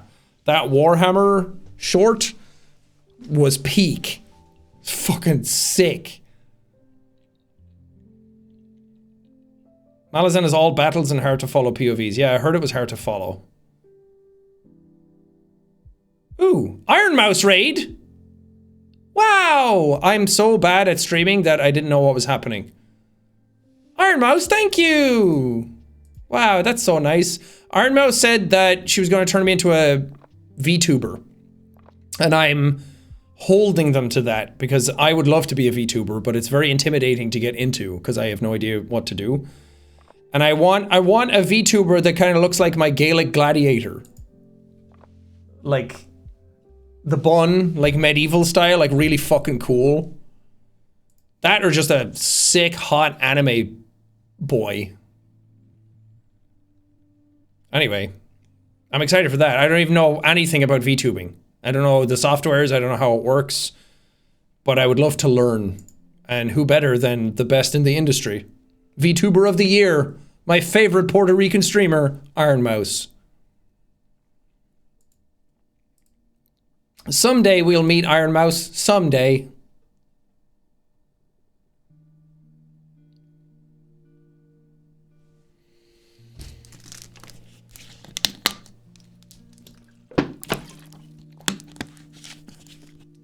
Hot anime man Viking YouTuber. Oh yeah. Make me something from like Vinland Saga. Iron Mouse Sean collab would end my life. We should do something together eventually. Even if it's just like playing a game. But time zones are really hard. And I go to bed at like 11:30 every night. And that's when some streamers haven't even started yet. Although she does play with Connor a lot. And Connor's the complete other side of the planet. Actually, I just realized I don't know where Puerto Rico is. I'm gonna look it up.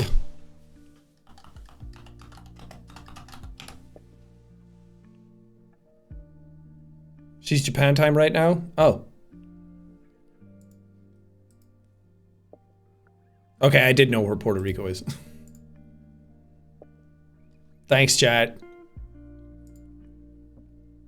Anyway, anybody who's here next to Port Leash. It's next to Lum Clune. Anybody who's here who doesn't know who Iron Mouse is, which, I mean, obviously everybody does, but Iron Mouse is incredible. Very incredibly talented person. Incredible singer. Very funny. Has a ridiculous laugh.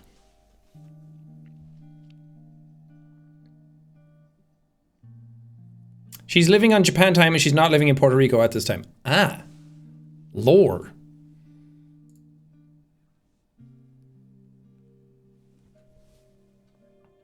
Oh.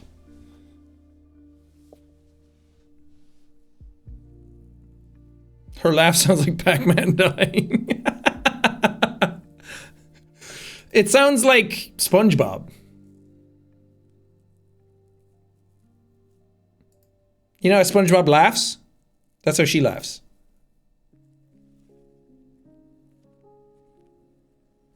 Mouse does not deserve the hate. Hey, this is all love.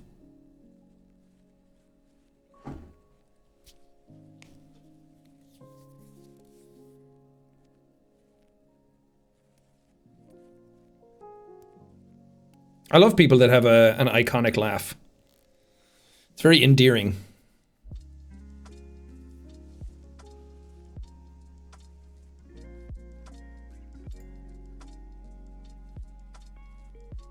The tungsten rat? I don't know what that means. Queso squeeze is iconic. See? Anybody that has a good laugh stands out. In a good way.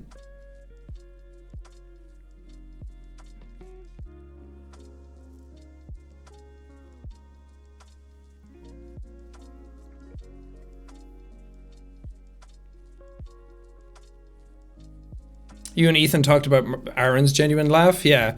When you get Aaron just right, he lets out this like high-pitched cackle that fills your soul. And it feels good. It feels like you won something.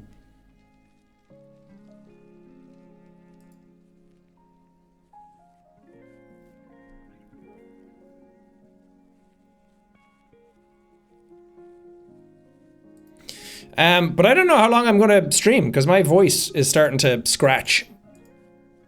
I'm already going longer than I should have. Also, Corey Kenshin's back. Well, I don't know if he's back, but he posted a new video. And I'm very excited about that. I messaged him immediately.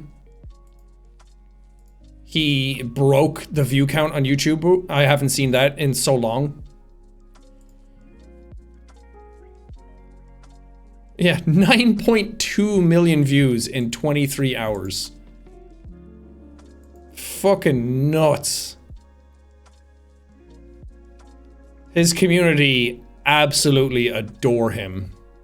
And that's so cool to see. Like, it's so weird to think about being back at that panel years ago and Corey was vlogging and he came up and he was like, dude, you mean so much to me. Like, you're such an inspiration. I'm like, dude, you have far exceeded anything that I could do at this point. I love it. I'm a huge Corey fan. And he has a manga coming out on the 16th. So, shout out.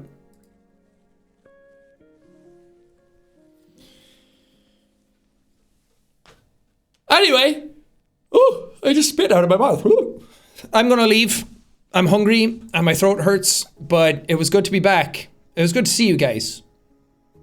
I don't know how much I'll get done over the next couple of weeks because it's Christmas and I want to take it easy and I want to not do a whole lot. I just want to eat and get fatter and then regret it in January. I think that's what it's all about. So I'm gonna take it easy, rest up. But next year, baby, oh, I'm feeling good. I'm feeling good about next year. Maybe it was all the brown hair dye that was holding me back all this time. Maybe the natural gray is the way to go. Maybe that's where my true potential really lay. But anyway, thank you guys for being here. Take care of yourselves. And that's it. How do people end streams? It's so awkward. At least in a video, you're like, bye. Click the link in the description for more videos or something, you know. I'm just gonna leave. Okay, I'm leaving. I'm leaving.